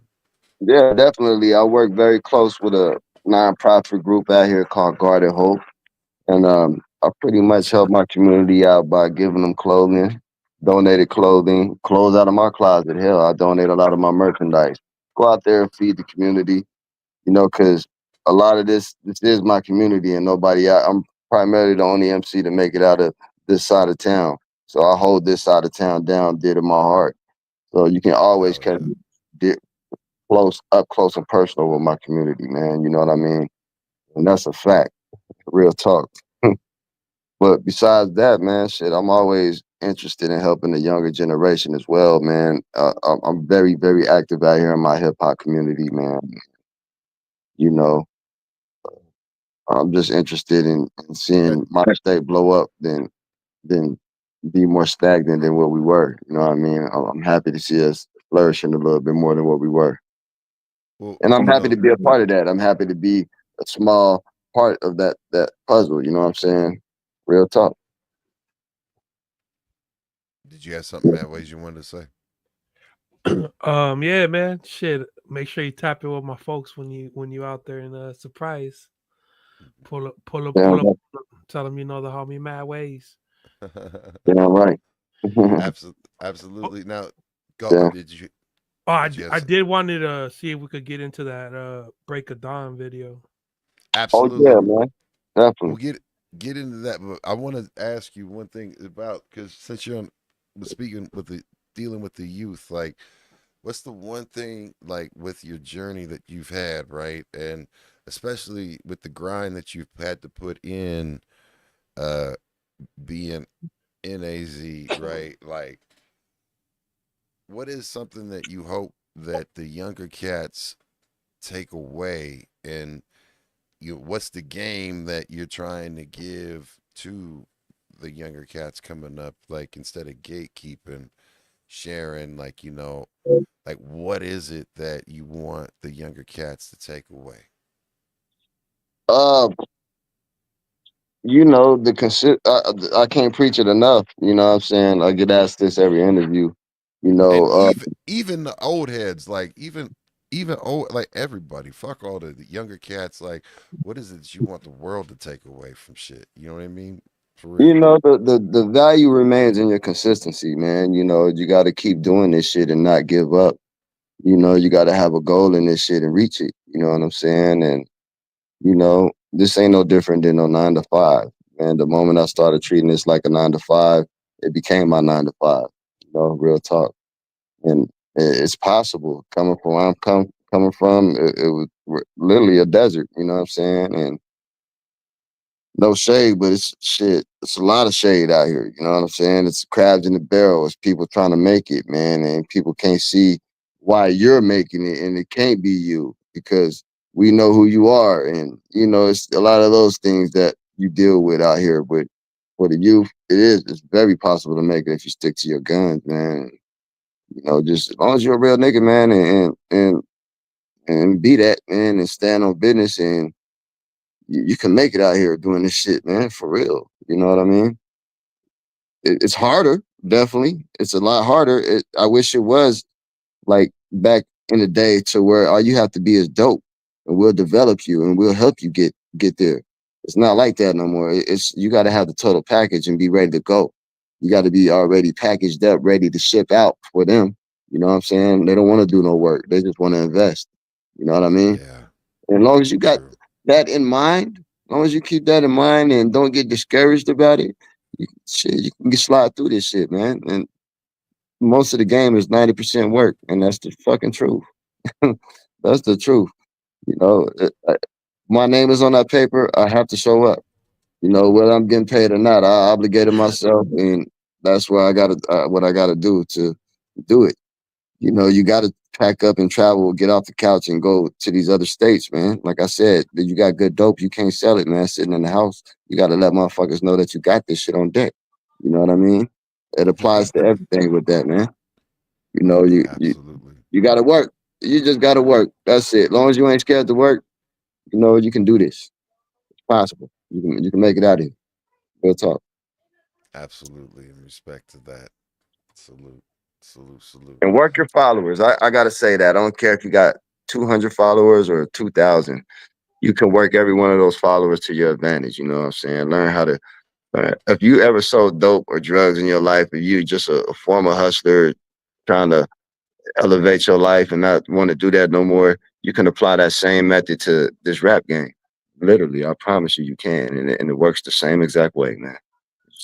It's just your music is your dope now. It's your product. You know what I mean? You gonna let your crack sit in the sack all night? And you ain't gonna sell it? Hell yeah, man. So Maddwayz, what was the track that you wanted to get into? Break of Dawn. Break of Dawn. Thank you, sir. Break the Tell beat, us about man. Break of Dawn, man. Shit, that was just me. I really wanted to. That was me being extra boom bap. You know what I mean? I always got a song. I always like to do a song to where I make it feel like I'm talking to you, like I'm just wrapping my arms around you. We smoking a blunt together and we just chopping it up. And that's pretty much all that is. You know what I'm saying? Yeah. And shout out to the people that let me do the video, and that was it was a Filiberto's over here in my neighborhood. You know what I'm saying? And they let me do whatever the hell I want to every time I slide through. So shout out to them, man. They're my G's over there. Hell yeah, man. I told you, my city support me, man. I can pretty much do whatever I want to in this town, man. And thank God, man. I got a good face card and I got a good, name and shit to do that. You know what I mean? I mean, that only speaks to who you are as an individual, though. I mean, because if you weren't a genuine cat and wasn't a positive impact or influence in your neighborhood and community, then you wouldn't be welcomed like you are. So salute to you in Indeed, man. regards to that and respect. So Yes, here we sir. go, y'all. Break it down, y'all.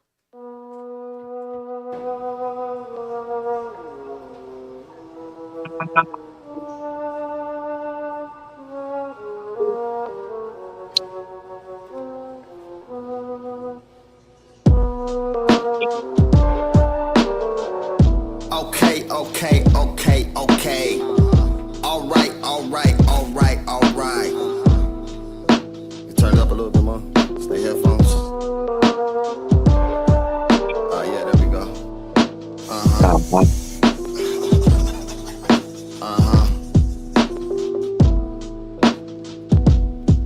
I've been a extraterrestrial, proof turn a vegetable. Killer never let you know when or who was next to go. My plug got the extra low, Sinaloa, Mexico. Meet me at the taco truck, right next to Texaco. Now, money's immeasurable. Oh, you know I let them go. Bitch, you know I get them off. Rain, sleet, hella snow. Cash out full of funds. PayPal moving dough. Zelle doing hella numbers. Nigga, that's the usual. There's no one as cool as me, but still a snatch of jewelry. You know I keep the tool on me for all the time foolery. Nothing's ever new to me. Boy, I hit the city young. Always had a witty tongue. Always kept a gritty gun. Bodies on throwaways. These visions never go away. Mama used to tell me, nigga, boy, you need to slow your pace. Hustled on so many nights. Shadows under city lights. Seen them put it in the pipe and blast off to the afterlife. For bodies decomposition on my granny's kitchen floor. Some of the type of shit that you ain't never seen before. How you a soldier, Lord, but you ain't never seen the war. Stated I cut you off, but you ain't never seen a sword. I'm quite bored of you rappers, that's real shit. Lying all the time in you rhymes, you don't kill shit. The people know you frontin' in them lines, you don't live this. It used to be to get up on this mic was a privilege. Back to the underworld, the sherm sticks and Jerry curls. Boy, you can't find a narcotic nearly everywhere. Up in my pelly pill, tape deck, Sally cell. It's going down, my nigga, I'm catching every cell. Chevrolet Caprice, when I step my dick is creased. Every day repeat a weapon out and stay in peace. I gotta stay elite, on second thought just play your beat. It's therapeutic, let me say my piece. It goes 1, 2, 3 into the 4. Tay Da Crown and C1, popping at you hoes. Steady popping at you hoes. Steady popping at you hoes. 1, 2, 3 into the 4. Got the dope, ready to make an entrance. So back on the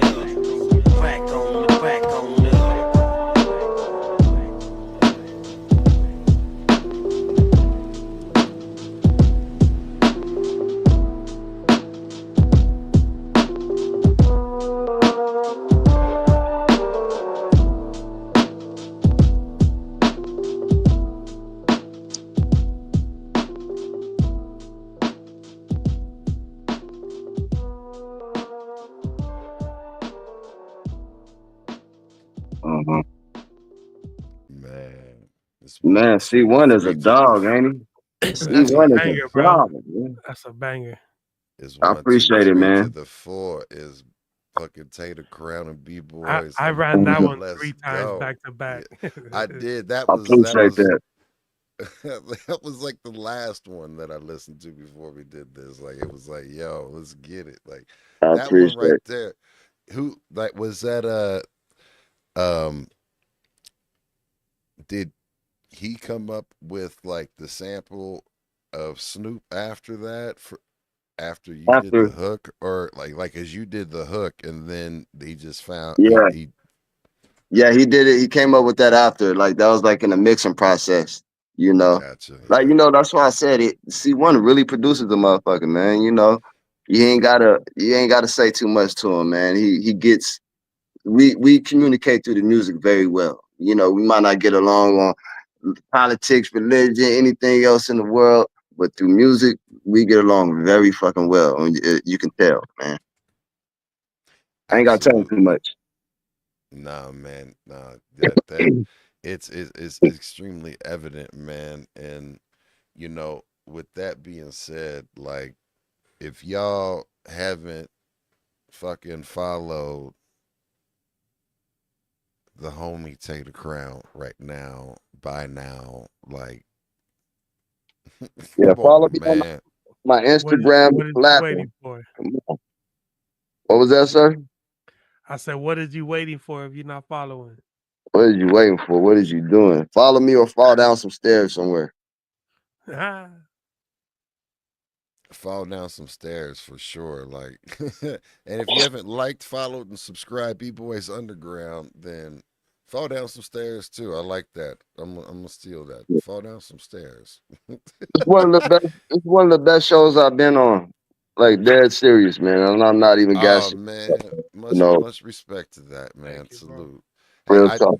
just let everybody know, just for a moment to interrupt you, like I just put in the link tree Mm-hmm. for you. So if you guys click that link tree, that gives you everything. Tay Da Crown Right. right there. Boom. Apple, Spotify, YouTube. YouTube, Instagram, and then from Instagram, you've got all and also in the link. If you guys missed any part of this episode, you can go to B-Boys Underground on YouTube.com and check out this interview. Run it back. All of his links are in the description, and make sure you do all of those things and follow him on all of those platforms. Go ahead, sir. My bad. What's up? I interrupted him, but I just Oh, wanted to Oh, make sure that like everybody knew to please oh yeah. follow. Yes. yes. The link tree is that was the perfect description of everything of where I'm at. You know what I'm Yeah. saying? You can go to my YouTube channel. It has everything that I'm doing. My IG has all the updates of my shows, merchandise, and so on. And, I drop content every day. So my Instagram is slapping, man. Real talk. Oh, well, that's awesome, man. Do you got any parting words for anybody? We got As a we quick. Can we give him a quick question from Midget Mike? He had a absolutely, Midget Mike. what? He asked everybody this. Tay, what rapper gets no airplay in your car? Well, rapper gets no play on my ride. Damn. Who gets no play in my ride? No play. It's like nada, not near nada, I Yeah, can't not even a, lie. not near nada.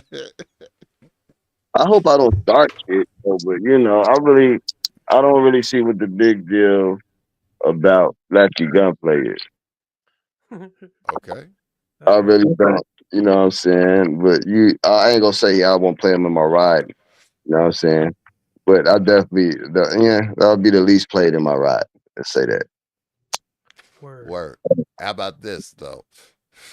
I want to know who is the most played out of, or if you could shout out one or a few underground artists, especially from your area, that needs to get shout out so everybody can go make sure that they add them to their playlist. Can you please give a couple of shout outs to those cats too? outside of my crew, Toast to the Gifted, I would say, man, you gotta look up the homie Maze Overlay, dope MC. You know what I'm saying? Look up J Hound, dope MC. Uh, shit, man. You gotta look up Big Doobie, Checking Traps, Grammy Award winning producer, man. I got an album dropping with him. He produced the motherfucking the First and the 15th, the Food and Liquor album from Mm, Lupe Fiasco. You know, he mm-hmm. produced the songs on there. Wow. Damn, Yeah. we got a lot of cold ass folks out. We got Markham's out here.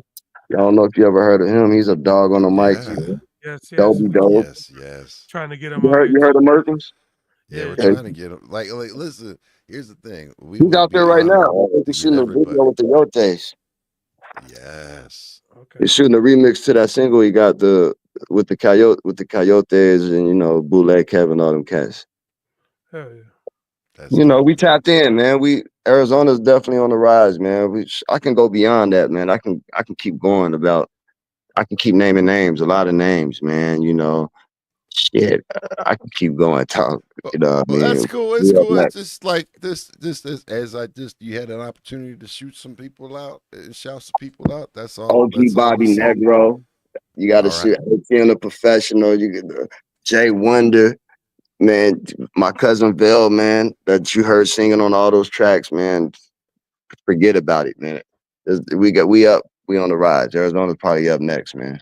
I believe Hell so.